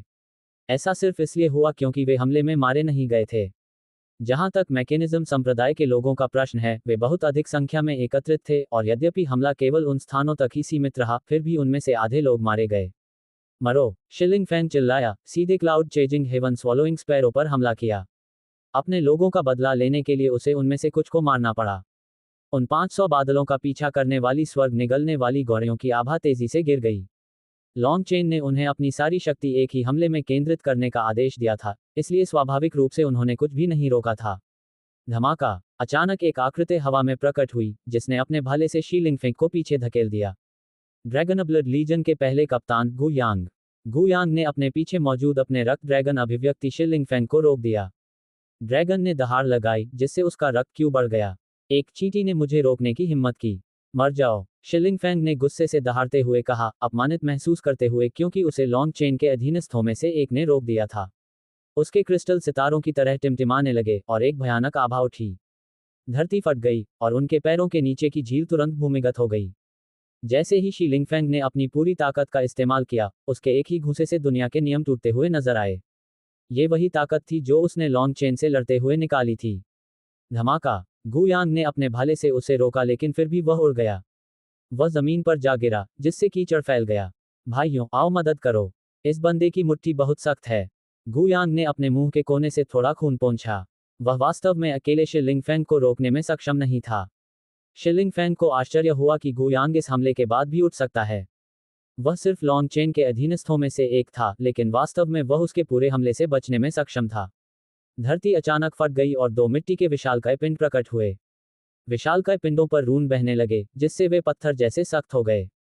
ड्रैगन ब्लड लीजन के दूसरे कप्तान ली क्यूई, ड्रैगन ब्लड लीजन के तीसरे कप्तान सोंग मिंगयुआन संकेतों के लिए यहां आए हैं। लिक्वी और सोंग मिंगयुआन ने एक साथ चिल्लाया, उनके स्वरूप उसके पीछे प्रकट हुए। दोनों पृथ्वी के दिग्गजों ने एक साथ हमला किया, और 2 धमाकेदार आवाजें निकलीं। शिलिंग फैंग ने दोनों हाथों से मुक्का मारा, जिससे 2 विशाल मुट्ठी छवियां निकलीं, जिससे दोनों पृथ्वी के दिग्गजों को पीछे हटना पड़ा। मेरे भाले का स्वाद चखो। गु यांग के भाले के साथ एक विशाल भाला छवि आई जो शीलिंग फेंग से टकराए। पृथ्वी के दिग्गजों को पीछे धकेलने के बाद गुयांग को संभालने के लिए जल्दबाजी में मजबूर होने के कारण शि लिंगफेंग को पीछे धकेल दिया गया। वह क्रोधित था। कमीने, तुम वास्तव में पृथ्वी साधक हो। उन्होंने पाया कि जब ली क्वी और सोंग मिंगयुआन प्रकट हुए तो उनकी अपनी पृथ्वी ऊर्जा प्रभावित हुई। हालांकि शि लिंगफेंग एक एम्पायरियन नहीं था और उसका कोई प्रकटीकरण नहीं था, लेकिन उसके शरीर पर मौजूद क्रिस्टल को स्वर्ग द्वारा जन्मी एक प्राकृतिक अभिव्यक्ति माना जा सकता है। उन क्रिस्टल ने पृथ्वी की ऊर्जा के साथ साथ स्वर्गीय दाओ ऊर्जा को भी अवशोषित किया। हालांकि जब ली क्वी और सोंग मिंगुआन वहां पहुंचे तो उनकी पृथ्वी ऊर्जा का एक हिस्सा उन दोनों द्वारा चुरा लिया गया और इस कारण गुयांग उन्हें पीछे धकेलने में सक्षम हो गया। भाइयों, चलो मिलकर उसे कुचल दें, ली क्यू चिल्लाया और अपने धरती के विशालकाय को शि लिंगफेंग की ओर भेजा। सोंग मिंगयुआन अक्सर उसके साथ मिलकर काम करता था, जिससे उनका सहयोग सहज लगता था। अपनी अभिव्यक्तियों के मौजूद होने के बावजूद वे स्पष्ट रूप से महसूस कर सकते थे कि अब किसी भी पृथ्वी ऊर्जा को अवशोषित करना बहुत अधिक कठिन था, लेकिन वे जानते थे कि शि लिंगफेंग को भी यही समस्या हो रही होगी। गुयांग का भाला हवा में नाच रहा था जब उन तीनों ने शि लिंगफेंग पर हमला किया। लड़ते लड़ते पहाड़ टूट गए और धरती फट गई। शि लिंगफेंग उन तीनों के द्वारा पूरी तरह से बांध दिया गया था। लॉन्गचेन, अपनी मौत का सामना करो। एक भयावह हंसी गूंजी। किसी समय एक काली तोप को लॉन्गचेन पर तान दिया गया था। उसके चारों ओर अनगिनत रून बह रहे थे। ये वास्तव में भगवान विनाश तोप थी। ये सब बॉस के संरक्षण का परिणाम है। वह गॉड एक्सटर्मिनेशन तोप और उसका धारक बाकी मैकेनिज्म संप्रदाय के विशेषज्ञों से कहीं पीछे थे। उसका धारक मुख्य संरचना मास्टर था। संरचनाएं बिखरने के बाद वह गायब हो गया था। स्थिति बहुत अराजक होने के कारण सभी का ध्यान शि लिंगफेंग पर केंद्रित था और शायद थोड़ा सा झाओ वूजी पर भी था। फॉर्मेशन मास्टर चुपके से भगवान विनाश तोप को सक्रिय करने के लिए भाग गया था। उसने जो फॉर्मेशन बनाया था उसके कारण उसने कोई उतार चढ़ाव नहीं किया। अब भगवान विनाश तोप पूरी तरह से चार्ज हो गई थी और उसके खुलने पर प्रकाश की एक गेंद तेजी से संघनित हो रही थी। एक भयानक दिव्य आभा ने लॉन्गचेन को जकड़ लिया। बचकाना, लॉन्गचेन ने अचानक उस फॉर्मेशन मास्टर की ओर अपना सिर हिलाया जो भयावह ढंग से मुस्कुरा रहा था। एक रोशनी की झिलमिलाहट दिखाई दी। लगभग किसी ने भी उसे स्पष्ट रूप से नहीं देखा, उसके बाद वह गायब हो गई। तितर बितर हो जाओ। झाओ वूजी अचानक दहाड़ते हुए सबसे पहले उड़ गया। दूसरों ने उसे सुना लेकिन समझ नहीं पाए कि क्या हो रहा है। धमाका। इसके बाद दुनिया एक विस्मयकारी विस्फोट से हिल गई। भगवान विनाश तोप फट गई थी और उसके टुकड़े उसके अंदर एकत्रित सारी शक्ति के साथ हर दिशा में उड़ गए। जब मैकेनिज्म संप्रदाय के शिष्यों को विस्फोट से अलग कर दिया गया तो डरावनी चीखें गूंज उठीं। एक भयानक शॉकवेव एक तारे के विस्फोट की तरह फैल गई। यहां तक कि उच्च श्रेणी के कवच पहने हुए नेदर पासेज विशेषज्ञ भी इसे रोकने में असमर्थ थे। उनके कवच पर लगे रून तेजी से मंद हो गए और फिर वे एक एक करके आसमान से गिर गए। हालांकि कवच अभी भी ठीक लग रहा था, लेकिन इसकी रक्षात्मक शक्तियां खत्म हो गई थीं। इसे पहनने वाले लोग मांस के पैनकेक में बदल गए थे। उनकी युवान आत्माएं भी भगवान विनाश तोप के विस्फोट से कुचल दी गई थीं। वे मर चुके थे। आकाश, जो शक्तिशाली विशेषज्ञों से भरा हुआ था, अब उसमें केवल कुछ दर्जन आकृतियां ही बची थीं। मैंने चारों समुद्रों को पार किया, हजारों पहाड़ों को पार किया, स्वर्ग और पृथ्वी में बड़ी बड़ी लहरें पैदा की और अपने दिव्य क्रॉसबो से आकाश को समतल कर दिया। ड्रैगनब्लड लीजन के जनरल गोरान मौजूद हैं। मेरे सामने घमंडी होने की हिम्मत कौन कर सकता है? गोरान आसमान में चमकते हुए दिखाई दिए, झाओ वूजी और अन्य लोगों को नीचे देखते हुए। वह सुनहरे कवच में लिपटा हुआ था और उसके हाथ में एक विशाल सुनहरा क्रॉसबो था। तुम्हारी पोजिंग कला में कुछ निखार आ रहा है। तुम्हारा बेहतर वाक्य अब बेहतर लगता है और जुबान पर चढ़ जाता है। इस बार लॉन्गचेन गो रैन की शक्ल से संतुष्ट था। ऐसा नहीं लगा कि वह जबरदस्ती दिखावा कर रही है। शायद ये भी बड़े होने का मामला था। हाहा, आज मेरी सारी उपलब्धियां बॉस के संरक्षण की बदौलत हैं। गो रैन तुरंत सावधान की मुद्रा में खड़ी हो गई और लॉन्गचेन की ओर झुककर प्रणाम किया। तुम क्या कह रहे हो? क्या तुमने इस तरह का पोज देना मुझसे सीखा है? लॉन्गचेन ने कोसा। गॉड एक्सटर्मिनेशन कैनन पर शोध करते समय गोरान को इसमें एक घातक कमजोरी मिली थी। अपनी ऊर्जा संचय के चरम पर एक ऐसा क्षण आया जब गॉड एक्सटर्मिनेशन कैनन की सभी सुरक्षाएं पीछे खींच ली गईं। उस अवस्था में उसके सभी बचावों को खुद की रक्षा करने पर ध्यान केंद्रित करना था। ऐसा इसलिए था क्योंकि हमला अपने आप में बहुत शक्तिशाली था, लेकिन इसका नतीजा ये हुआ कि उसके मुंह पर ऊर्जा जमा हो गई और कोई सुरक्षा नहीं रह गई। अगर उस पर उस पल हमला किया जाता तो भगवान का विनाश तोप तुरंत फट जाती। इसलिए गोरान इस पल के लिए पूरे समय घात लगाए बैठा था। लॉन्गचेन ने अनुमान लगाया था कि झाओ वूजी इस बार एक भयानक हत्या का हथियार लेकर आएगा। मैकेनिज्म संप्रदाय के पास निश्चित रूप से ऐसा केवल एक हथियार नहीं था। इस प्रकार झाओ वूजी की दयनीय स्थिति से गो रैन को लाभ हुआ, जिससे उसे एक बार फिर अपनी क्षमता दिखाने का मौका मिला। झाओ वुजी अब और सहन नहीं कर सका। उसने गो रैन पर हमला किया और उस पर खून के रंग के उल्कापिंड की तरह गोलियां बरसाईं। उसने इसे स्पष्ट रूप से देखा था। जब भगवान विनाश तोप का हमला फूटने वाला था, गो रान ने उसमें एक तीर मारा था, जिससे अंदर की ऊर्जा में विस्फोट हो गया था। यह एक साधारण हमला था, फिर भी इसने तंत्र संप्रदाय के लगभग सभी कुलीनों को नष्ट कर दिया था। 10,000 विशेषज्ञ जो आए थे, उनमें से केवल 300 ही बचे थे। वह इस परिणाम को स्वीकार करने में असमर्थ था।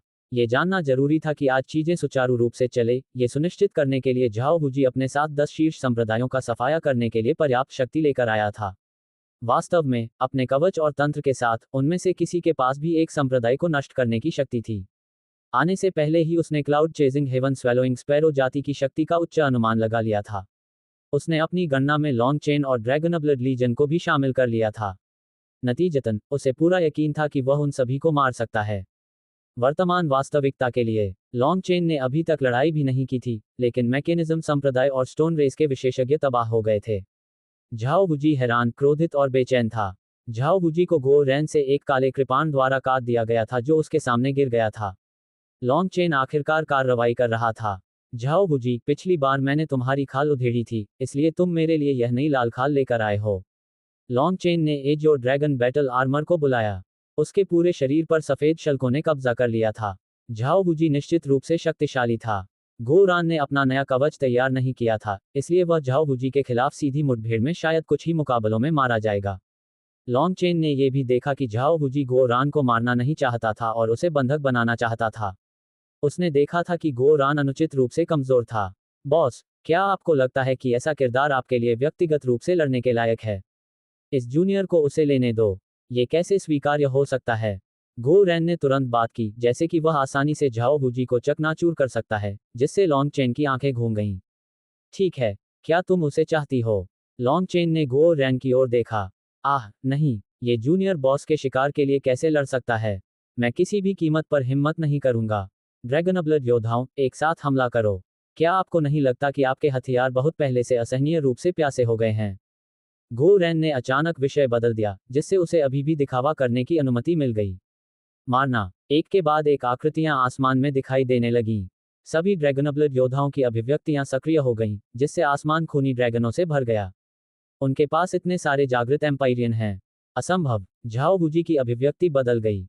अगर तुम्हें लगता है कि यह असंभव है, तो इसका कारण यह है कि तुम्हारी बुद्धि तुम्हारी कल्पना को सीमित करती है। इसीलिए तुम आज मेरे जाल में फंस गए। अपनी कम बुद्धि के साथ, तुम मूल रूप से एक बच्चे हो। तुम वास्तव में होशियारी की प्रतियोगिता खेलना चाहते थे। तुम्हें लगता है कि छल करना ही होशियारी है। मेरा अनुमान है कि तुम्हारा तंत्र संप्रदाय दूसरों को डराने और अब तक जीवित रहने के लिए पूरी तरह से इस तरह के बेईमान तरीकों पर निर्भर था। तुम एक ऐसे मल की तरह हो जिसे विशेषज्ञ लात नहीं मारना चाहते और जिसे कमजोर लोग लात नहीं मार सकते। इतने सालों तक बेलगाम तरीके से चलने के बाद, क्या तुम इस निष्कर्ष पर पहुंचे हो कि तुम कोई सर्वोच्च विशेषज्ञ हो?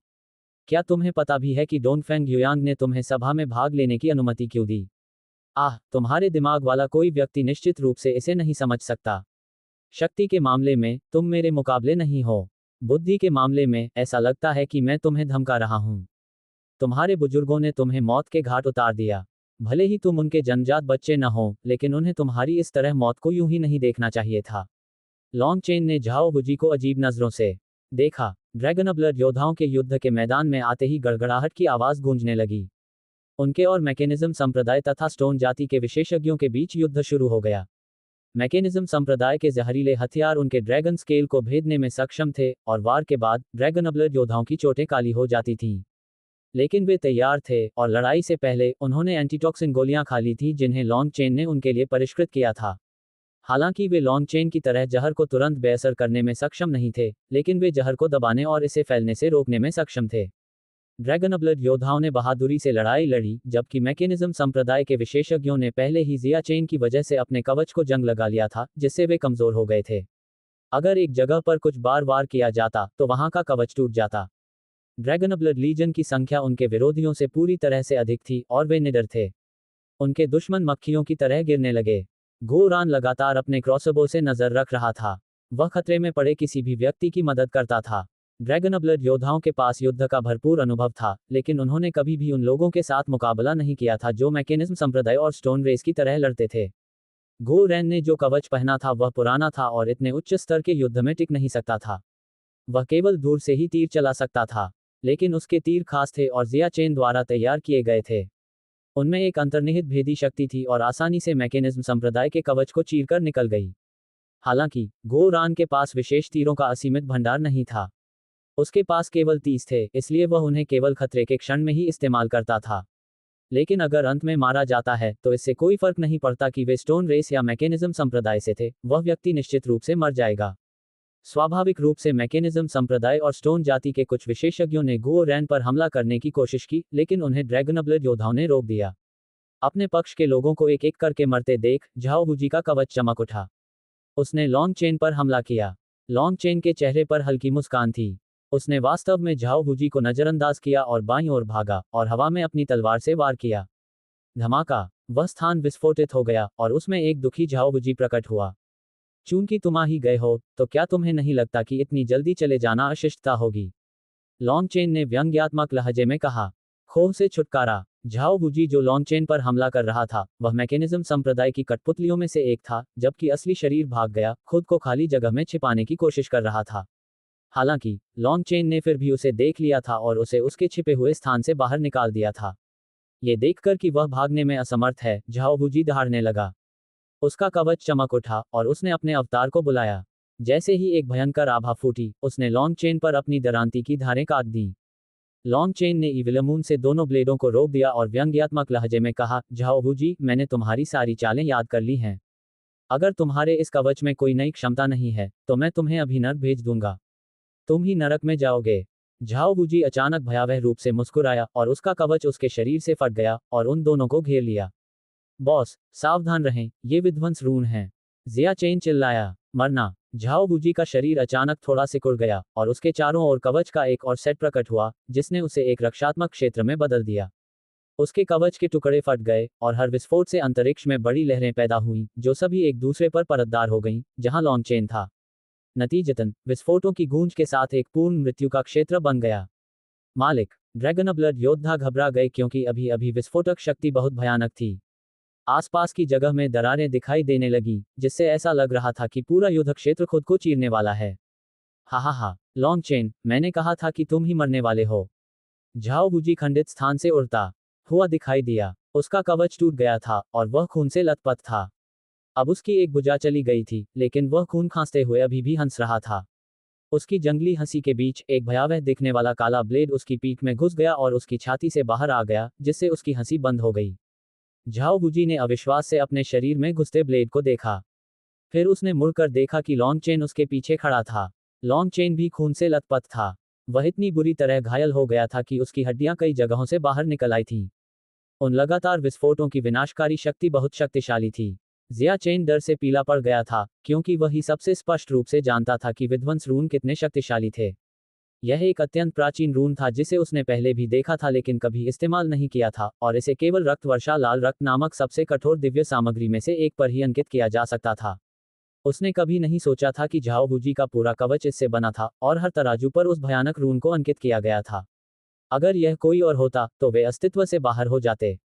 अब तुम्हारे लिए नरक में जाने का समय आ गया है। माफ करना, लेकिन मैं तुम्हें कोई अंतिम शब्द कहने का मौका नहीं दूंगा। लॉन्ग चेन ने कहा, तुम्हें लगता है कि तुम मुझे मार सकते हो? तुम योग्य नहीं हो। झाओ वुजी अचानक अपनी छाती से दो टुकड़ों में विभाजित हो गया। उसका ऊपरी शरीर और निचला शरीर उड़ गया, जिससे लॉन्ग चेन का मारक वार विफल हो गया।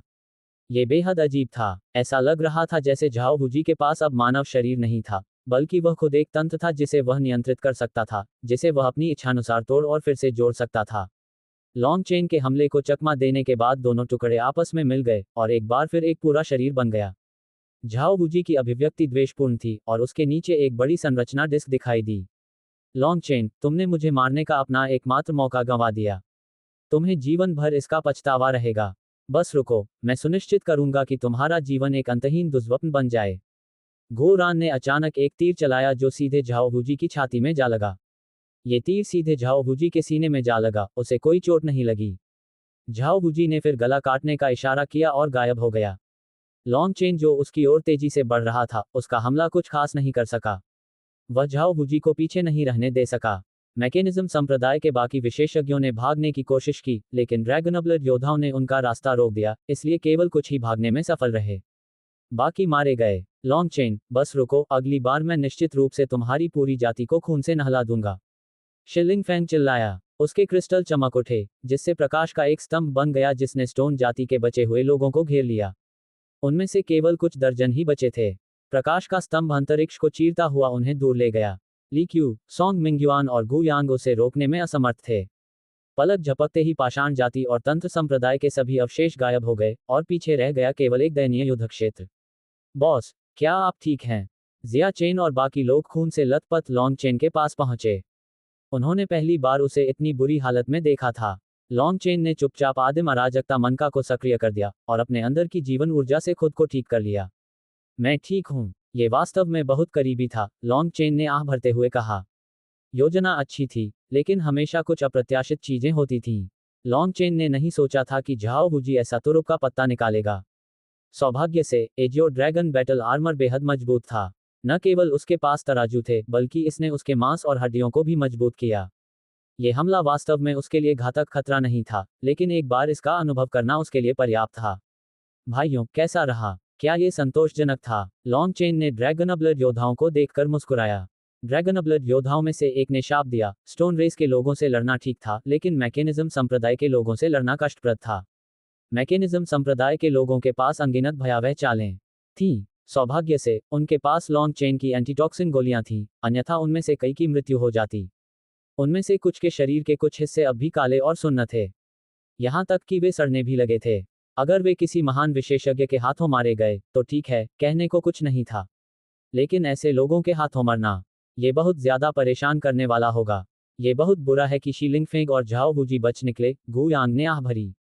शिलिंग फैंग बहुत शक्तिशाली था और वे तीनों भी उसे हरा नहीं पाए।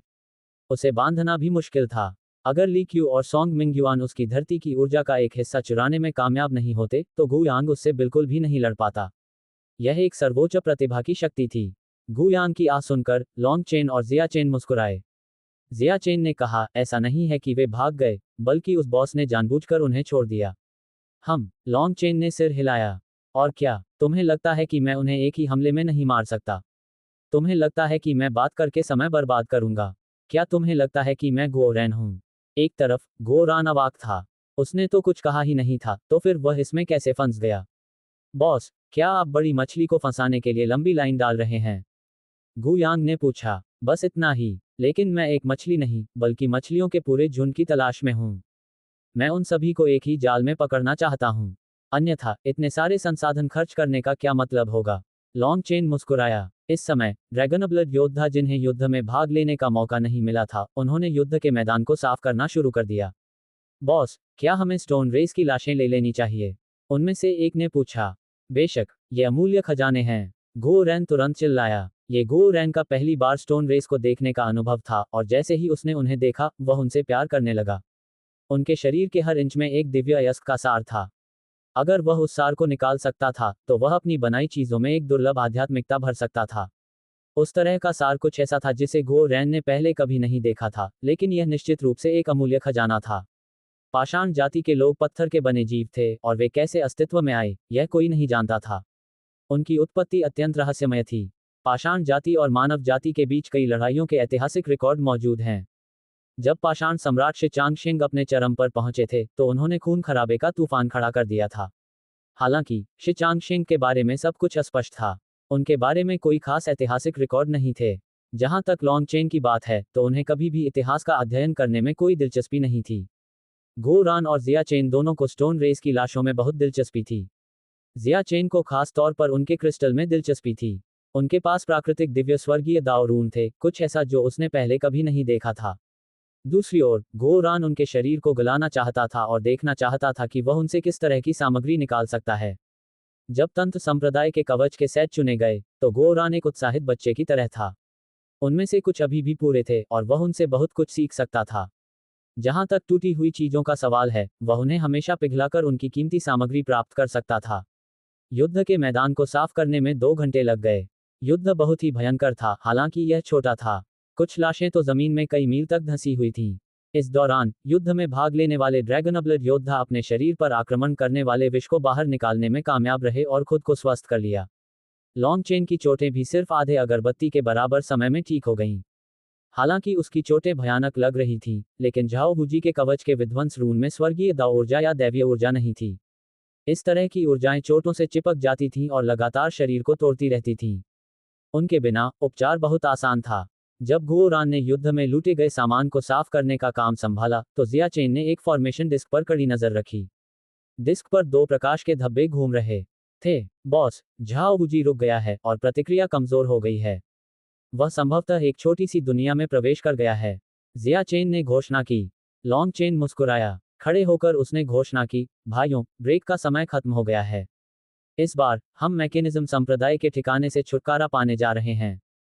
तंत्र संप्रदाय में अपना रास्ता मारना। जहां पूर्वी जुबान क्षेत्र उत्तरी जुबान क्षेत्र से मिलता है, वहां एक उजाड़ पहाड़ है। इस जगह पर कभी एक विशाल स्पिरिट क्रिस्टल की खान हुआ करती थी। इस क्षेत्र पर पहले भी अनगिनत सेनाओं के बीच लड़ाई हुई थी। यह अज्ञात है कि कितने विशेषज्ञों की जान यहां समाप्त हुई थी। बाद में सभी स्पिरिट क्रिस्टल की खुदाई कर दी गई थी और इस जगह को छोड़ दिया गया था। यहां लड़ी गई लड़ाइयों के कारण इलाके को बहुत नुकसान पहुंचा था। किसी भी स्पिरिट क्रिस्टल की मौजूदगी के बिना यहां आध्यात्मिक क्यूई विरल हो गई। यहां पेड़ों के उगने के लिए पर्याप्त ऊर्जा नहीं थी। केवल कुछ जंगली खरपतवार और नामहीन कांटेदार झाड़ियां ही पतली हवा में जीवित रहने में कामयाब रहीं, जो दुनिया के सामने अपनी अडिग प्रकृति को व्यक्त करती रहीं। इस उजाड़ दृश्य को देखकर गो रैन संदेह से भरे स्वर में पूछने से खुद को रोक नहीं सका, जिया चेन, क्या तुम्हें यकीन है कि यह स्थान मैकेनिज्म संप्रदाय का प्रवेश द्वार है? लॉन्ग चेन ड्रैगनब्लड लीजन को यहां लेकर आया था। जब उन्होंने सुनसान जगह देखी, तो उन्हें कुछ संदेह हुआ कि क्या जिया चेन उन्हें सही जगह पर ले गया है या नहीं। जहां भी विशेषज्ञ अक्सर जाते थे, वहां जीवन की समृद्धि होती थी। विशेषज्ञों के पास जो आध्यात्मिक क्यूई होती थी, वह स्वाभाविक रूप से भूमि को पोषित करती थी। मैं यह नहीं कह सकता कि यह प्रवेश द्वार है या नहीं, लेकिन झाओ वुजी का सिग्नल यहीं गायब हो गया। मैं अभी भी उस आध्यात्मिक निशान को महसूस कर सकता हूं जो बॉस ने उस पर छोड़ा था, जिया चेन ने आत्मविश्वास से कहा। यह बहुत सामान्य है। मैकेनिज्म संप्रदाय का कवच उनके जीवन आभा और आध्यात्मिक युवान को सील करता है। इस तरह की बंजर भूमि किसी का ध्यान आकर्षित नहीं करेगी, इसलिए यह उनके लिए छिपने के लिए एक अच्छी जगह है। चिंता मत करो जिया चेन, एक बार जब आप सामान्य स्थान पा लेंगे, तो हम प्रवेश द्वार की खोज शुरू कर सकते हैं। सभी को छिपाने के लिए एक छिपने की संरचना तैयार करें। किसी भी मामले में हमारे पास उनसे अधिक समय है, लॉन्ग चेन ने कहा। झाओ वुजी को निश्चित रूप से अपने उच्च अधिकारियों से चर्चा करनी होगी और उन्हें अपने नुकसान के बारे में बताना होगा। उन्हें जवाबी हमले की योजना बनानी होगी और शायद स्टोन रेस से भी संवाद करना होगा। इसमें समय लगेगा। जिया चेन ने सिर हिलाया और ड्रैगनब्लड योद्धाओं को छिपा दिया। बाकी लोग बैठ गए और ध्यान लगाने लगे, खुद को युद्ध के लिए सर्वश्रेष्ठ स्थिति में रखते हुए। बॉस, आपने Cloud chasing haven swallowing Sparrow को हमारे साथ क्यों नहीं आने दिया? उनकी आक्रमण शक्ति अद्भुत है, गो रैन ने कहा। क्यू युजू अपने विशेषज्ञों को अपने साथ लाना चाहती थी, लेकिन लॉन्ग चेन ने मना कर दिया था और उनसे अपने क्षेत्र की रक्षा करने को कहा था। क्या तुम बात करने से पहले सोच सकते हो? क्या तुम्हें लगता है कि हम ही दूसरों के खिलाफ साजिश रचने में सक्षम हैं? क्या तुम्हें यकीन है कि हमारे हर काम को गुप्त रखा गया है? क्या होगा अगर किसी ने कुछ चीजों पर ध्यान दिया और हमारी अगली चाल का पता लगा लिया? अगर हमने मैकेनिज्म संप्रदाय पर हमला किया और फिर एक नष्ट हो चुकी Cloud chasing haven swallowing sparrow जाति में वापस आ गए, तो हम क्या करेंगे? लॉन्ग चेन ने चिढ़कर पूछा। गो रैन ने कहा, हमारे बीच कोई गद्दार नहीं हो सकता। गद्दारों के बिना भी, क्या तुम्हें यकीन है कि कोई भी लड़ाई नहीं देख रहा था? क्या तुम्हें यकीन है कि इस दुनिया में जिया चेन से बेहतर कोई नहीं है? क्या तुम्हें यकीन है कि कोई भी कुछ सुरागों के आधार पर हमारे लक्ष्य का निर्धारण नहीं कर सकता? ऐसा मत सोचो कि सिर्फ इसलिए कि हम मजबूत हैं, हम लापरवाह हो सकते हैं। एक गलत कदम और हम फिर भी हार सकते हैं। तुम सभा में नहीं गए, इसलिए तुम्हें नहीं पता कि वे लोग कितने मजबूत हैं। उन सभी अन्य प्रतिभाओं को अनदेखा करते हुए, अगर मैं मौजूद नहीं होता, तो तुम शिलिंगफेंग और झाओ वुजी को कैसे संभालते? क्या होगा अगर शिलिंगफेंग जैसा कोई व्यक्ति Cloud chasing haven swallowing Sparrow race को नष्ट करने के लिए चला जाता है, जबकि हम सब चले गए हैं? हम शायद ये भी नहीं जानते कि यह किसने किया। सिर्फ इसलिए कि जिया चेन के पास कई बैकअप हैं, इसका मतलब यह नहीं है कि हम मूर्ख हो सकते हैं। मैं दूसरों को फंसाना नहीं चाहता, समझे? ड्रैगनब्लड लीजन मौत से नहीं डरता, लेकिन हमारी लापरवाही के कारण दूसरों को नीचे खींचना खुद को मारने से भी बदतर है। इसलिए सीखें कि कैसे। लॉन्ग चेन ने कहा, विवेकपूर्ण होना जरूरी है। मैं समझ गया बॉस। मैं अपनी सोच में बहुत गहराई से नहीं था। गो रैन ने सिर हिलाया। कोई भी पूरी तरह से संपूर्ण नहीं हो सकता क्योंकि हम इंसान हैं, भगवान नहीं। लोगों में हमेशा कुछ खामियां होंगी। जब बात मेरी आती है तो मैं अभी तार्किक रूप से काम कर सकता हूं क्योंकि मैं शांत हूं, लेकिन अगर मैं गुस्से में होता तो मैं किसी और चीज की परवाह किए बिना हमला कर देता।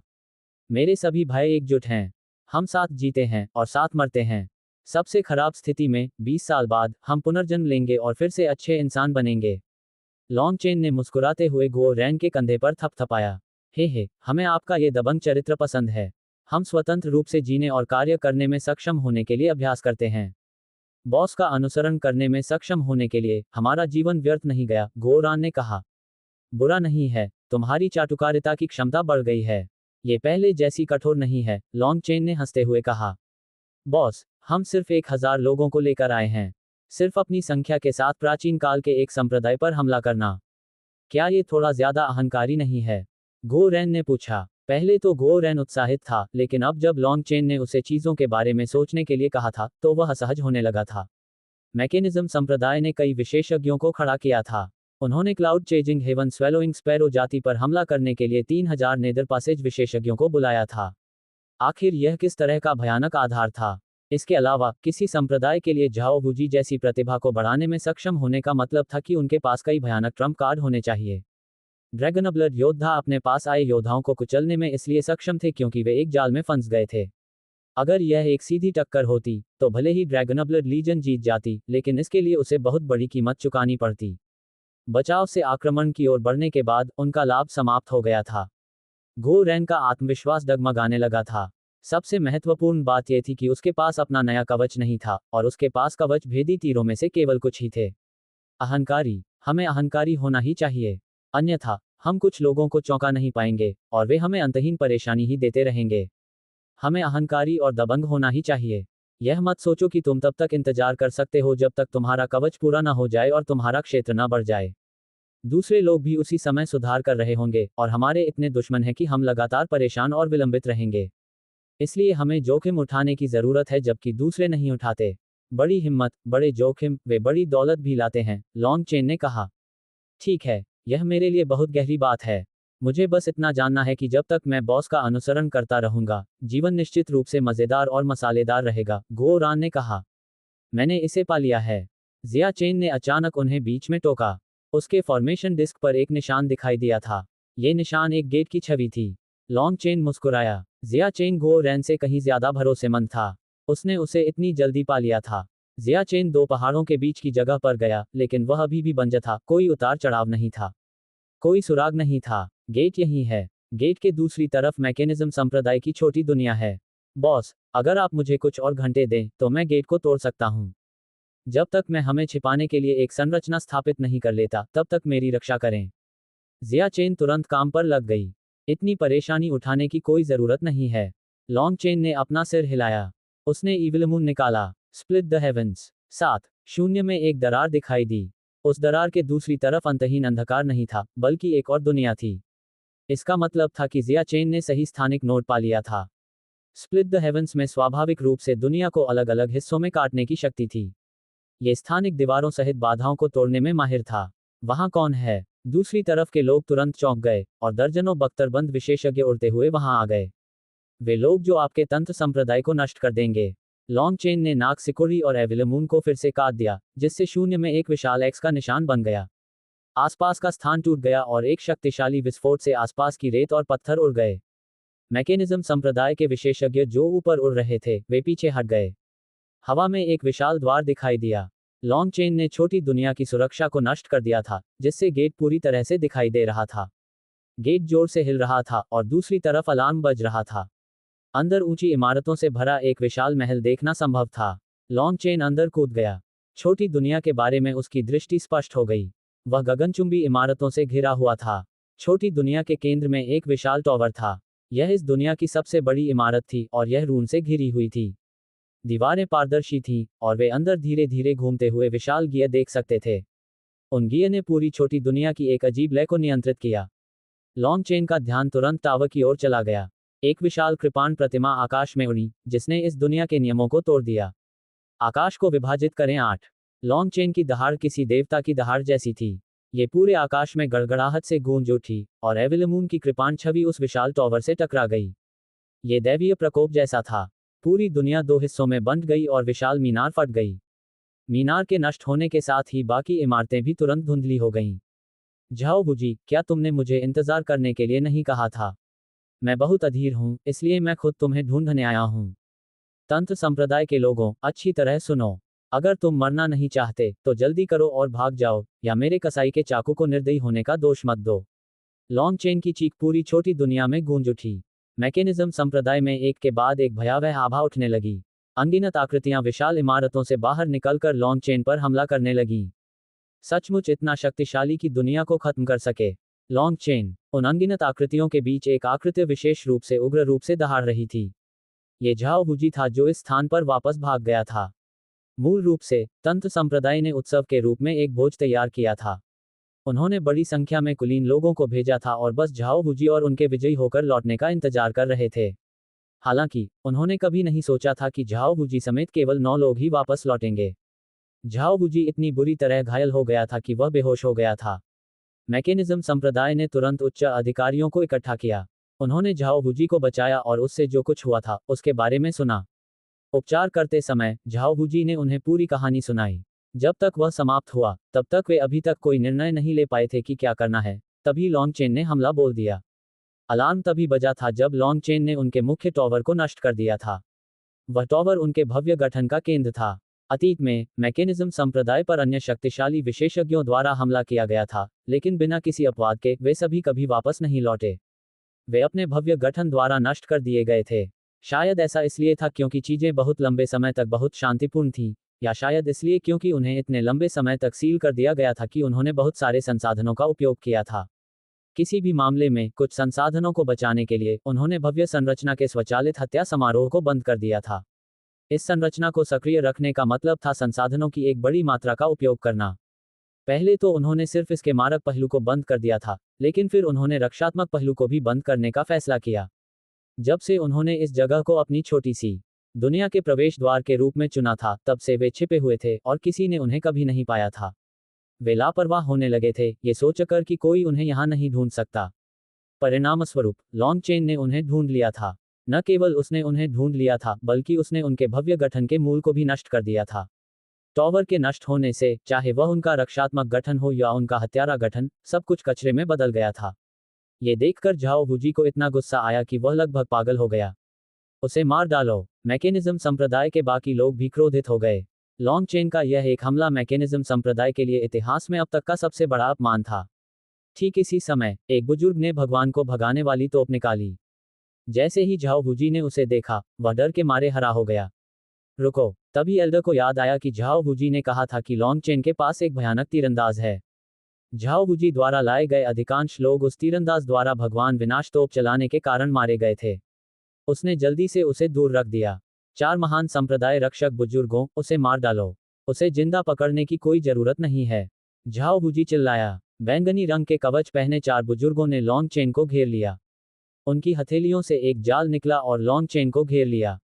चारों बुजुर्गों की हरकतें एक जैसी थीं। वे एक साथ काम करने में स्पष्ट रूप से बहुत कुशल थे। जाल नुकीले कांटों से ढका हुआ था जिसमें से नीला तरल टपक रहा था। भागो। लॉन्ग चेन के शरीर से लपटें फूटने लगी, जिससे उसके चारों ओर एक पिंजरा बन गया। उसने उग्र ज्वाला कारागार को हटा दिया था। हालांकि इस बार वह इसका इस्तेमाल किसी को फंसाने के लिए नहीं कर रहा था। इसके बजाय पिंजरा तेजी से 4 बुजुर्गों की ओर फैल गया। उन्होंने जो जाल फेंके वे तुरंत जलकर राख हो गए, जबकि पिंजरा फैलता रहा। चारों बुजुर्गों ने इसे रोकने की कोशिश की, लेकिन जब तीव्र लपटों ने उन पर हमला किया तो उनके हाव भाव बदल गए और वे पीछे हट गए। वे ये देखकर चौंक गए कि जब लपटें उनके कवच को छूती हैं तो उनका अग्निरोधी कवच जलने लगता है। उन्होंने तुरंत आग बुझाने पर ध्यान केंद्रित किया, अन्यथा उनका कवच नष्ट हो जाता। जिस तंत्र संप्रदाय ने बाकी दुनिया को भयभीत कर रखा है, वह जीवित रहने के लिए केवल कुछ शर्मनाक तरीकों पर निर्भर करता है। जब आपके तंत्र टूट जाते हैं तो आप तुरंत कचरा बन जाते हैं। कोई आश्चर्य नहीं कि आप अपने तंत्र को इतनी कड़ी सुरक्षा में रखते हैं। अगर आपके पास इतनी ही क्षमता है तो मेरा और समय बर्बाद मत करो। आपका तंत्र संप्रदाय आज नष्ट हो रहा है। लॉन्ग चेन के चारों ओर फैली ज्वाला जेल में विस्फोट हो गया, जिससे पूरे छोटे संसार में आग फैल गई। उन लपटों के बीच लॉन्ग चेन ने अपना दाहिना हाथ उठाया। एक ज्वाला कमल धीरे धीरे संघनित हो गया। एक झुलसाने वाली हवा फैल गई। दुनिया जलती रही और एक भयावह आभा स्वर्ग और पृथ्वी पर छा गई। लॉन्ग चेन के चारों ओर लपटें उठ रही थीं। ऐसा लग रहा था जैसे वह किसी झील में था। कमल की 9 पंखुड़ियों में से प्रत्येक पर धीरे धीरे एक गोला दिखाई देने लगा। उन गोलों में ज्वाला ऊर्जा उमड़ पड़ी। वे तारों की तरह चमकने लगे और पहले के बाद ज्वाला के दूसरे गोले भी प्रकट हुए। दोनों गोले पूरी तरह से अलग अलग ऊर्जाओं से युक्त लग रहे थे। वे दोनों एक दूसरे को आकर्षित और प्रतिकर्षित कर रहे थे, एक दूसरे के चारों ओर चक्कर लगा रहे थे। जैसे ही वे घूमे, उनके बीच एक तीसरा गोला प्रकट हुआ और फिर तीनों गोले गायब हो गए तथा एक ताइजी आरेख में विलीन हो गए। ज्वाला कमल कांप उठा। फिर ये तेजी से बढ़ने लगा, 1 फुट से सैकड़ों फुट लंबा हो गया। यह उन ज्वाला कमलों से बिल्कुल अलग था जिन्हें लॉन्ग चेन ने पहले बुलाया था। इस बार 9 ताइजी आरेख स्वाभाविक रूप से पंखुड़ियों से केंद्र की ओर चले गए। जब 9 ताइजी आरेख मिले, तो वे एक बड़े ताइजी आरेख में विलीन हो गए। ज्वाला कमल हिल गया। ऐसा लगा जैसे उसे जीवनदान मिल गया हो। 9 पंखुड़ियों पर एक बार फिर ज्वाला का गोला दिखाई दिया। 9 गोले दिव्य प्रकाश की किरणें छोड़ते हैं जो मुख्य ताइजी आरेख के साथ विलीन हो जाती हैं। 9 रोशनियां आपस में जुड़ जाती हैं, जिससे एक अजीब सा लूप बन जाता है। लॉन्ग चेन के चारों ओर की ज्वाला ऊर्जा गायब हो गई और पूरी छोटी दुनिया अंधेरे में डूब गई। उसके भीतर केवल एक जलता हुआ कमल था। भयंकर गर्मी के कारण तंत्र संप्रदाय की जमीन पर रखी ईंटें पिघल गईं। कुछ इमारतों में आग लग गई और संप्रदाय के अनुयायी घबराकर भाग गए। उसे एक साथ मार डालो। झाओ हुजी हैरान था। उसने कभी नहीं सोचा था कि लॉन्ग चेन के पास इतनी भयानक चाल है। जब से वे लड़े थे, उसे लगा कि उसने लॉन्ग चेन की शक्ति के स्तर का पता लगा लिया है। हालांकि वह 2 बार हार चुका था, लेकिन उसे हमेशा लगता था कि वह लॉन्ग चेन को हराने से बस थोड़ा दूर रह गया है। हालांकि इस अत्यंत भयावह तकनीक को देखकर उसे एहसास हुआ कि लॉन्ग चेन ने कभी भी अपनी असली शक्ति का प्रदर्शन नहीं किया था। तंत्र संप्रदाय के हजारों विशेषज्ञों ने एक ही समय में लॉन्ग चेन पर हमला किया। हमलों की एक धार उस पर उड़ गई क्योंकि वे सभी अपनी सबसे मजबूत हत्या की चालों का इस्तेमाल कर रहे थे। अगर उन्हें डर नहीं होता कि गोरान कहीं छिपा हुआ है, तो वे भगवान के विनाश की तोप निकाल लेते। एक सितारा स्तर पर विश्व विनाश ज्वाला कमल। लॉन्ग चेन ने प्रत्येक पंखुड़ी पर एक एक तारे को देखा और मुस्कुराया। इस विश्व विनाश ज्वाला कमल ने आखिरकार आज सही रूप ले लिया था। आज मैं अपनी चाल का परीक्षण करने के लिए आपके तंत्र संप्रदाय का उपयोग करूंगा। लॉन्ग चेन ने ज्वाला कमल को उनके नीचे की दुनिया पर फेंका। ये तुरंत बड़ा हो गया। विशाल ज्वाला कमल ने आकाश को भर दिया। तंत्र संप्रदाय के विशेषज्ञों के हमले ज्वाला कमल से निकलने वाली बाहरी तरंगों द्वारा ही भस्म हो गए। उनके हथियार तुरंत पिघल गए। ये कैसे हो रहा है? असंभव। कुलपति को सचेत करो, पहले ही बहुत देर हो चुकी है। घबराई हुई चीखें गूंज उठीं। तंत्र संप्रदाय के विशेषज्ञ केवल अपने तंत्र में ही कुशल थे। जहां तक जादुई कलाओं का सवाल है, तो उन्हें उनकी केवल सही समझ थी। ये देखकर कि उनके सभी हमले इस ज्वाला कमल के विरुद्ध अप्रभावी थे, वे अचंभित रह गए और फिर अपनी जान बचाने के लिए भाग गए। जब ज्वाला कमल भूमि पर गिरने ही वाला था, तो वह एक बार फिर से उगाया। उसके ऊपर स्थित 9 स्टार फॉल्स पहले की तरह नहीं फटे। इसके बजाय वे तुरंत बुझ गए। उसी क्षण उनकी सारी शक्ति केंद्र में स्थित ताइजी आरेख पर लौट आई।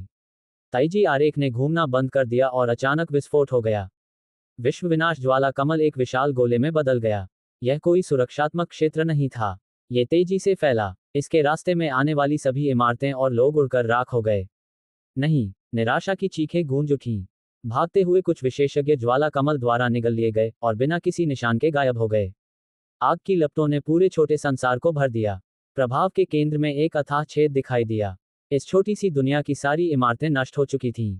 ये शोरगुल वाली दुनिया शांत हो गई थी। यह बहुत ज्यादा बड़ा चढ़ाकर कहा गया है। लॉन्ग चेन खुद भी दंग रह गया।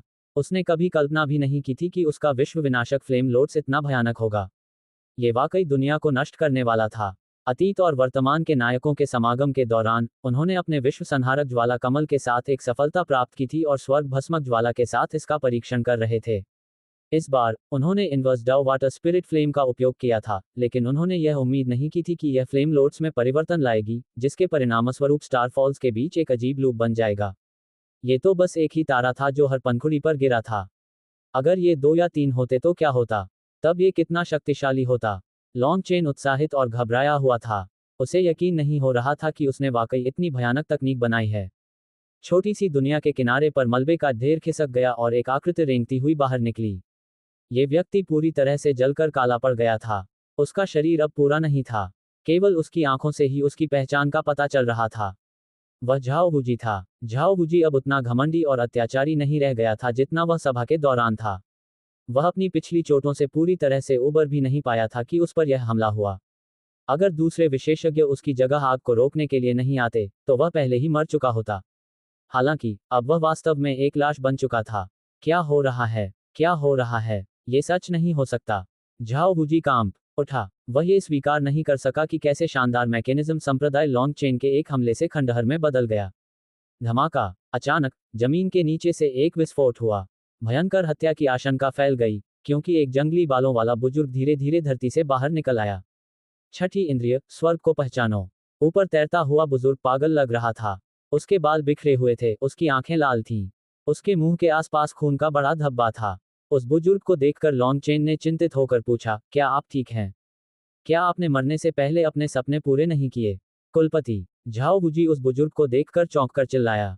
बुजुर्ग ने अचानक अपना हाथ आगे बढ़ाया और एक खूनी रंग की तलवार दिखाई दी। उसी समय उसका शरीर एक भयावह कवच से ढक गया। एक जंगली जानवर की तरह वह लॉन्ग चेन पर टूट पड़ा। ये सुनकर कि यह मुखिया था, लॉन्ग चेन को बुरा लगा। उसके पास एविलमून को बाहर निकालने का समय ही नहीं था कि मुखिया उसके सामने आ गया।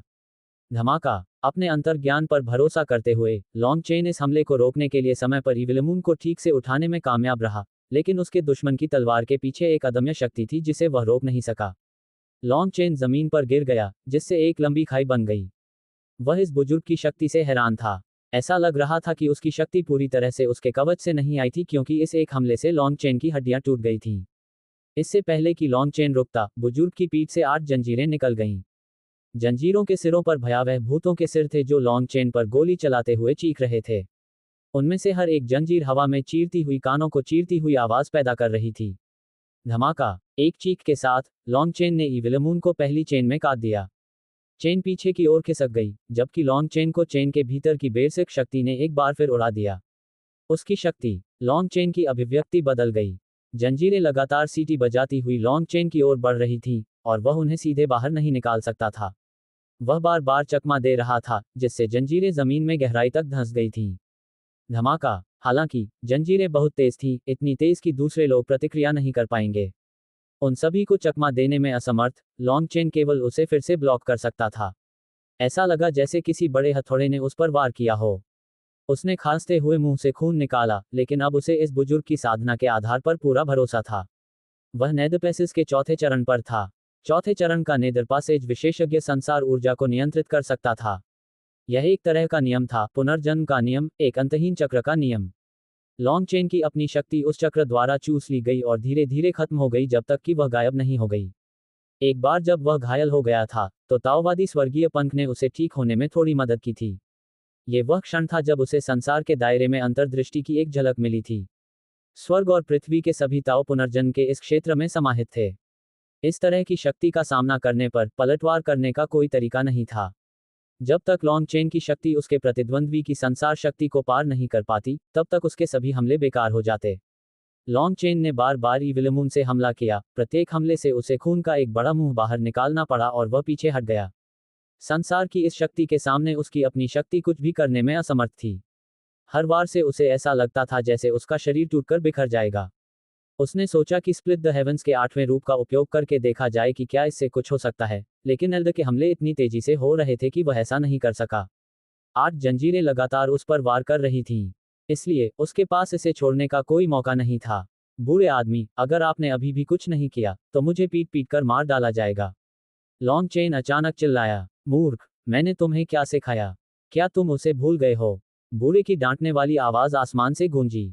जब मैंने तुम्हें छठा रूप सिखाया था, तो क्या मैंने तुम्हें छठी इंद्री के बारे में नहीं सिखाया था? चाहे 10,000 दांस चक्र ही क्यों न हो, मेरी एक तलवार उन्हें तोड़ सकती है। सभी परिवर्तन खोखले हैं, सभी परिवर्तन स्रोत को नहीं छोड़ते, सभी मोड़ और मोड़ छठी इंद्री के सामने एक जैसे हैं। छोटे दोस्त, क्या तुम ये सब भूल गए हो? बूढ़े आदमी की बड़ी आकृति आसमान में दिखाई दी, और लॉन्ग चेन ने उसे अंदर से कोसा। उसके लिए बात करना आसान था, लेकिन ये संसार शक्ति आसपास के स्थानिक नियमों और दांवों को हिला रही थी। इस परिदृश्य में उसे अपनी छठी इंद्री कैसे खोलनी चाहिए थी? इस तथाकथित छठी इंद्री का मतलब है कि अपने प्रतिद्वंद्वी की चालों को भी न देखना। ये पूरी तरह से भावना पर निर्भर करता था। विचार ये था कि स्प्लिट द हेवंस को सक्रिय करते समय चकमा देने के लिए पूरी तरह से इस भावना पर निर्भर रहना चाहिए। हालांकि जब आसपास का स्थान बड़े की संसार शक्ति से अशांत था, तो लॉन्ग चेन को क्या महसूस होना चाहिए था? अगर वह अंधाधुंध हमला करता, तो वह आत्महत्या से अलग नहीं होता। तुम क्यों हिचकिचा रहे हो? अगर तुम कोशिश ही नहीं करोगे तो तुम्हें कैसे पता चलेगा कि यह काम करेगा या नहीं? तुम चूहे की तरह काय कब बन गए? बूढ़ा आदमी चिल्लाया। अगर उसे मरना ही था, तो उसे मरना ही था। बूढ़े आदमी की उसके बारे में राय गिर रही थी।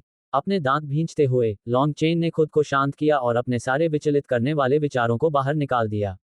उसने दोनों हाथों से एविलमून को आसमान की ओर उठाया। एक काली कृपाण जैसी छवि आसमान में फटी, जिससे दुनिया का रंग बदल गया। पूरी छोटी दुनिया कांप उठी। हालांकि लॉन्ग चेन ने पहले भी स्प्लिट द हेवंस के 8वें रूप का इस्तेमाल किया था, लेकिन वह पूरी ताकत से हमला नहीं था। ये देखते हुए कि प्राचीन टॉवर संभवतः पूरे मैकेनिज्म संप्रदाय का केंद्र था, लॉन्ग चेन ने बस उसे नष्ट करने के लिए जितनी शक्ति आवश्यक समझी, उसका इस्तेमाल किया। चौथे चरण के नेदर पासेज विशेषज्ञ के सामने उसके पास अपनी पूरी शक्ति का उपयोग करने के अलावा कोई विकल्प नहीं था। अन्यथा उसका हमला सिर्फ एक खुजली बनकर रह जाएगा।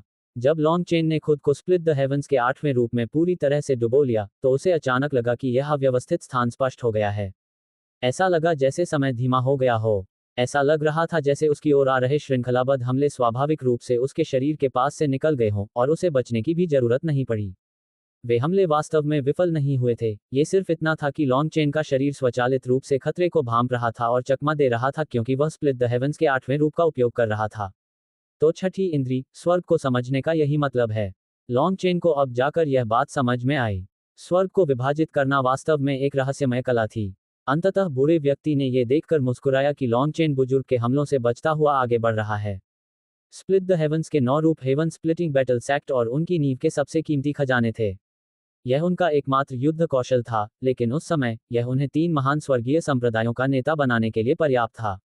स्वर्ग विभाजन युद्ध संप्रदाय के संस्थापक ने दाओ की सभी जटिलताओं और रहस्यों को लिया और उन्हें 9 सरल कलाओं में बदल दिया, जिससे भविष्य के लिए एक अभूतपूर्व विरासत का निर्माण हुआ। ऐसी चीज बनाने के लिए आवश्यक ज्ञान और बुद्धिमत्ता चौंकाने वाली थी। मैकेनिज्म संप्रदाय के मुखिया के हमले लॉन्ग चेन को खोजने में असमर्थ थे।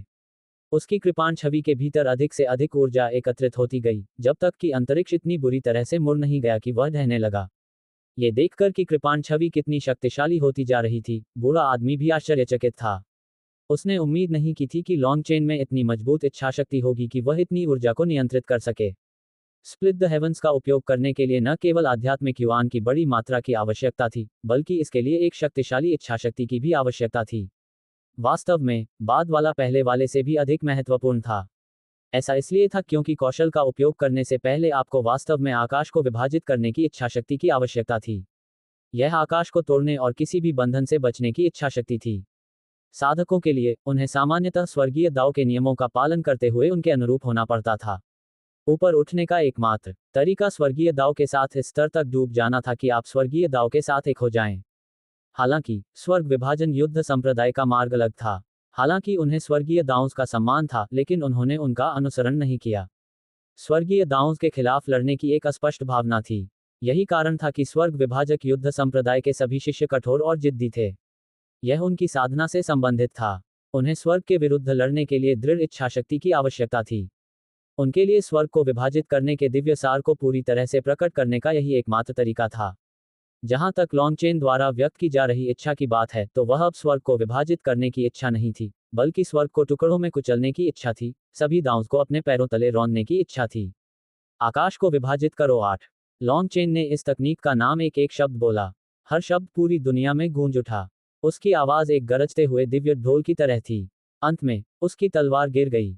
ऐसा लगा जैसे तारों की एक काली नदी ब्रह्मांड से कटकर सीधे बुजुर्ग की ओर जा रही हो। बुजुर्ग ने अचानक अपनी जंजीरें खींच लीं। एक चीख के साथ उसके हाथ में खून के रंग की तलवार ने रोशनी की एक चमकदार किरण छोड़ी। उसके शरीर पर सभी शल्क चमक उठे, उनमें से हर एक से एक अजीब सा रून तैर रहा था। वे ज्वार की तरह उसके हमले में बह गए। हवा में लहरों के टकराने जैसी आवाज गूंज उठी। धमाका। उनके 2 हमले एक साथ टकराए। शून्य गूंज उठा और कांप उठा। जैसे ही तलवार की रोशनी फूटी, लॉन्ग चेन की कृपाण छवि ने बुजुर्ग को उड़ा दिया। बुजुर्ग ने खांसते हुए मुंह में खून भर लिया और उसके कवच में एक बड़ा छेद दिखाई दिया। बहुत बढ़िया, बूढ़े आदमी ने कहा। लॉन्ग चेन के इस हमले ने सचमुच स्प्लिट द हेवंस की इच्छा को उजागर कर दिया। यही एकमात्र कारण था कि वह अपने प्रतिद्वंद्वी के हमले को तोड़ने में कामयाब रहा, जिसमें पुनर्जन्म की इच्छा थी। इस हमले के बाद लॉन्गचेन को तुरंत कमजोरी का एहसास हुआ। उस एक हमले ने उसकी सारी शक्ति लगभग खत्म कर दी थी। हालांकि चौथे चरण के नेदर पासेज विशेषज्ञ को घायल करने से वह गर्व से भर गया था। वह इस बात पर लंबे समय तक डींग मार सकता था। अचानक गड़गड़ाहट की आवाज आई। धरती फट गई और जमीन से जंजीरें निकलकर बुजुर्ग की ओर बढ़ने लगीं। कुलपति, आप ऐसा नहीं कर सकते। ये दृश्य देखकर झाओ वूजी और मैकेनिज्म संप्रदाय के बचे हुए लोग भयभीत होकर चीख पड़े। लॉन्गचेन भी चौंक गया। उन जंजीरों में स्वर्ग और पृथ्वी के दिव्य अमृत के उतार चढ़ाव समाहित थे। यही किसी भी संप्रदाय की नींव थी, उनके कर्म भाग्य की अभिव्यक्ति। क्या वह पागल हो गया है?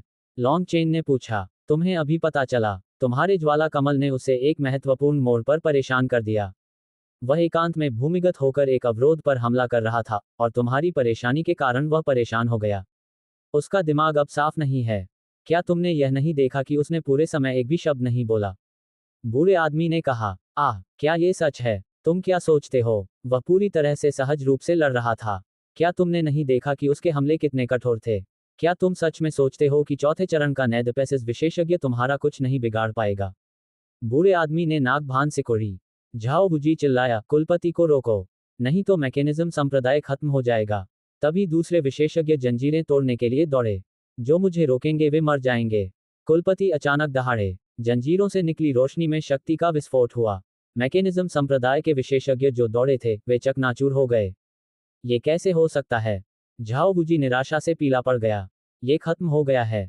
मैकेनिज्म संप्रदाय खत्म हो गया है। मारक प्रहार करने में असमर्थ। बूढ़ा आदमी वाकई वरिष्ठ पीढ़ी का कोई व्यक्ति होने के योग्य था। उसकी तेज दृष्टि ने तुरंत पहचान लिया कि तंत्र संप्रदाय के कुलपति की हालत ठीक नहीं थी। वह परेशान था। उसकी आभा अस्त व्यस्त थी, और यहां तक कि उसकी संसार शक्ति भी गड़बड़ थी। यही कारण था कि बूढ़े आदमी ने इस पूरे समय हस्तक्षेप नहीं किया था। वह देख रहा था कि लॉन्गचेन उसके साथ कैसा व्यवहार करता है।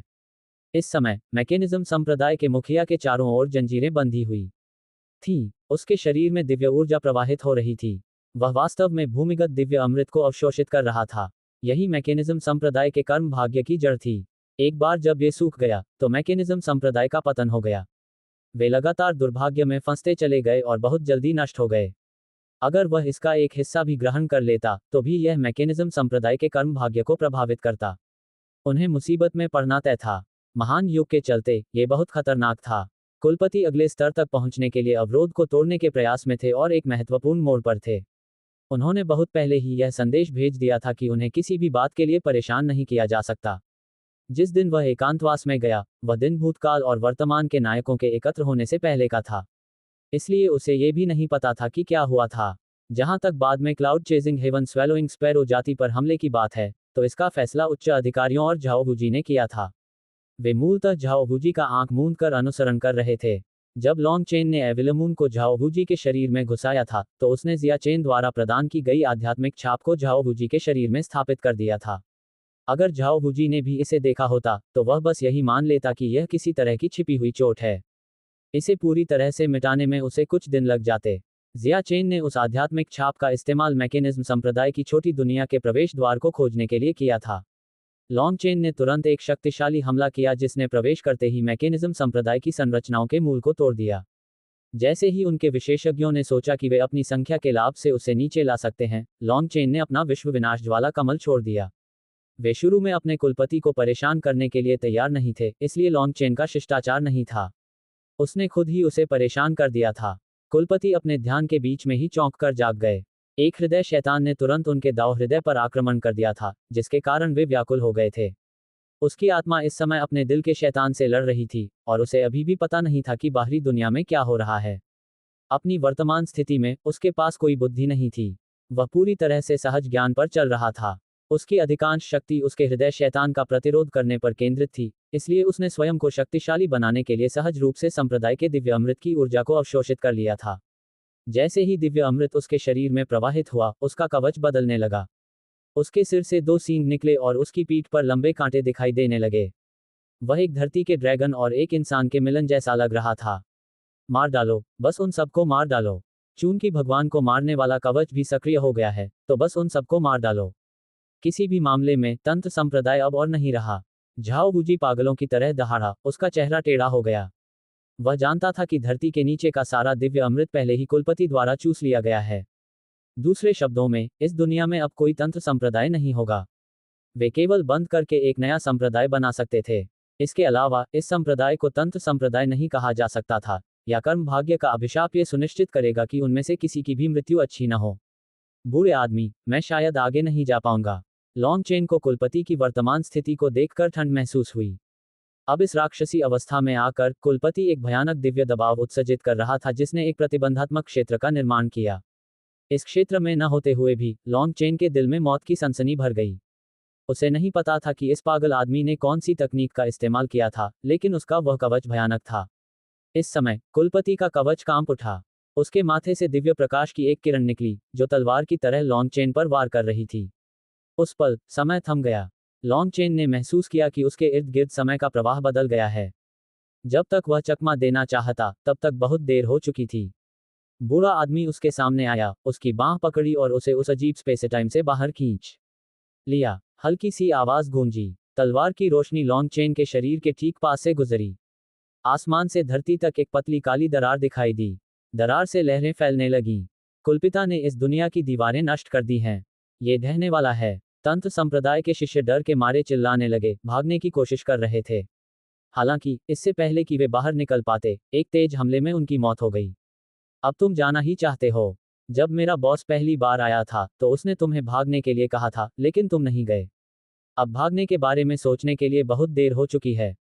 गु यांग, जियाचेन, गुओरान और अन्य लोग वहां आ गए और निकास मार्ग अवरुद्ध कर दिया। मैं आपसे विनती करती हूं, हमें जाने दो। हमें तो समझ ही नहीं आ रहा कि क्या हो रहा है। प्लीज, हमारे यहाँ बच्चे हैं। भीड़ में से एक महिला अपने बच्चे को गोद में लिए हुए चिल्लाई। मैकेनिज्म संप्रदाय का केंद्र वह स्थान था जहां शिष्य एकत्रित होते थे। बाहरी छोर वह स्थान था जहां पत्नियां और बच्चे रहते थे। मुख्य क्षेत्र नष्ट हो चुका था, लेकिन बाहरी क्षेत्र अभी भी बरकरार थे। अनगिनत रोते हुए परिवार बाहर भागने की कोशिश कर रहे थे, लेकिन ड्रैगनब्लड लीजन ने बाहर निकलने का रास्ता रोक दिया था। अंतरिक्ष में धीरे धीरे दरार बढ़ती देख वे निराश हो गए। हम गु यांग को समझ नहीं आया कि कैसे जवाब दें। शुरू में उन्होंने इस घिनौने मैकेनिज्म संप्रदाय को जड़ से उखाड़ फेंकने की योजना बनाई थी। एक मुर्गी या कुत्ते को भी जिंदा नहीं छोड़ना था। लेकिन इन लोगों को देखकर, एक रास्ता खोलो, उन्हें जाने दो। लॉन्गचेन की आवाज हवा में गूंज उठी। लेकिन बॉस, अगर वे चले गए तो? जियाचेन चिंतित थी। क्या हमारा ड्रैगनब्लड लीजन बदला लेने की चाहत रखने वाले अन्य लोगों से डरता है? हम मैकेनिज्म संप्रदाय जितने बेकार नहीं हैं। क्या तुम सच में इन महिलाओं और बच्चों को मारने के लिए तैयार हो? लॉन्गचेन ने हल्के से पूछा। नहीं। ठीक है, रास्ता खोलो। गु यांग ने कड़वी मुस्कान के साथ अपना सिर हिलाया। उसने अपना हाथ हिलाया। ये देखकर वे लोग दौड़े चले आए। तंत्र संप्रदाय के कुछ अनुयायी भी भीड़ में घुसने की कोशिश करते हुए बाहर निकल आए। तुरंत ही ड्रैगनब्लड योद्धाओं में से कुछ ने उन्हें मार डाला। गु यांग ने व्यंग्य किया, चून की बॉस ने कहा है कि वह तुम्हें एक मौका देना चाहता है, इसलिए हम तुम्हें जीने का वह मौका देंगे। लेकिन जब छोटी दुनिया ढहने के खतरे में है, तो महिलाएं और बच्चे पहले चले जाएंगे, समझे? अगर कुछ लोग उनके बीच घुसने की कोशिश करते हैं, तो हमें निर्दयी होने का दोष न दें। अगर तुम पहले बाहर निकलना चाहते हो, तो महिलाओं और बच्चों को ऊपर भेजने में मदद करो। इसके अलावा, क्या तुम सब पुरुष नहीं हो? जीवित रहने के लिए, क्या तुम अपनी महिलाओं और बच्चों के साथ जगह के लिए प्रतिस्पर्धा कर रहे हो? वाह, मैं वास्तव में तुम लोगों को नीचा देखता हूँ। तंत्र संप्रदाय के वे विशेषज्ञ असहनीय रूप से शर्मिंदा थे। ये छोटी सी दुनिया टूट रही थी, और अब इसमें ठीक होने की क्षमता नहीं थी। इसका पतन केवल समय की बात थी। कुलपति पागल हो गए थे और उन्होंने दिव्य अमृत को अवशोषित कर लिया था। परिणामस्वरूप, तंत्र संप्रदाय इस दुनिया से गायब हो जाएगा, और वे केवल भाग सकते थे। हालांकि ड्रैगनब्लड लीजन के रास्ते में होने के कारण जल्दी करने से कोई फर्क नहीं पड़ता। वे केवल परिवारों को संगठित करने में मदद कर सकते थे। गो रैन, समय कम होता जा रहा है। चलो खजाने के घरों को लूट लें, जियाचेन ने उड़ते हुए कहा। तुम्हें पता है वे कहाँ हैं? गो रैन ने प्रसन्नतापूर्वक उसका पीछा करते हुए पूछा। क्या मजाक है? आपको क्या लगता है कि हम किस लिए आए हैं? अगर मैं खजाने के घरों के स्थान की पुष्टि नहीं कर सकता, तो बॉस इतना बड़ा कदम उठाने की जहमत क्यों उठाएंगे? जियाचेन हंसा। जैसे ही वह अंदर गया, उसने इस छोटी सी दुनिया की संरचना और लेआउट का अध्ययन किया। उसे यकीन था कि खजाने कहाँ हैं, और उसने उन्हें नष्ट होने से बचाने के लिए पहले ही यह जानकारी लॉन्गचेन को दे दी थी। झाओ बुजी, तुम क्या सोच रहे हो? क्या तुम अपने खजाने के बारे में चिंतित हो? पहले अपने बारे में चिंता करो। झाओ बुजी ने जियाचेन और गुओरान की बातचीत सुनी थी, और जिस दिशा में वे जा रहे थे उसे देखकर उसकी अभिव्यक्ति बदल गई। वह आगे बढ़ने ही वाला था। कि गुयांग ने अपने भाले से उस पर हमला कर दिया।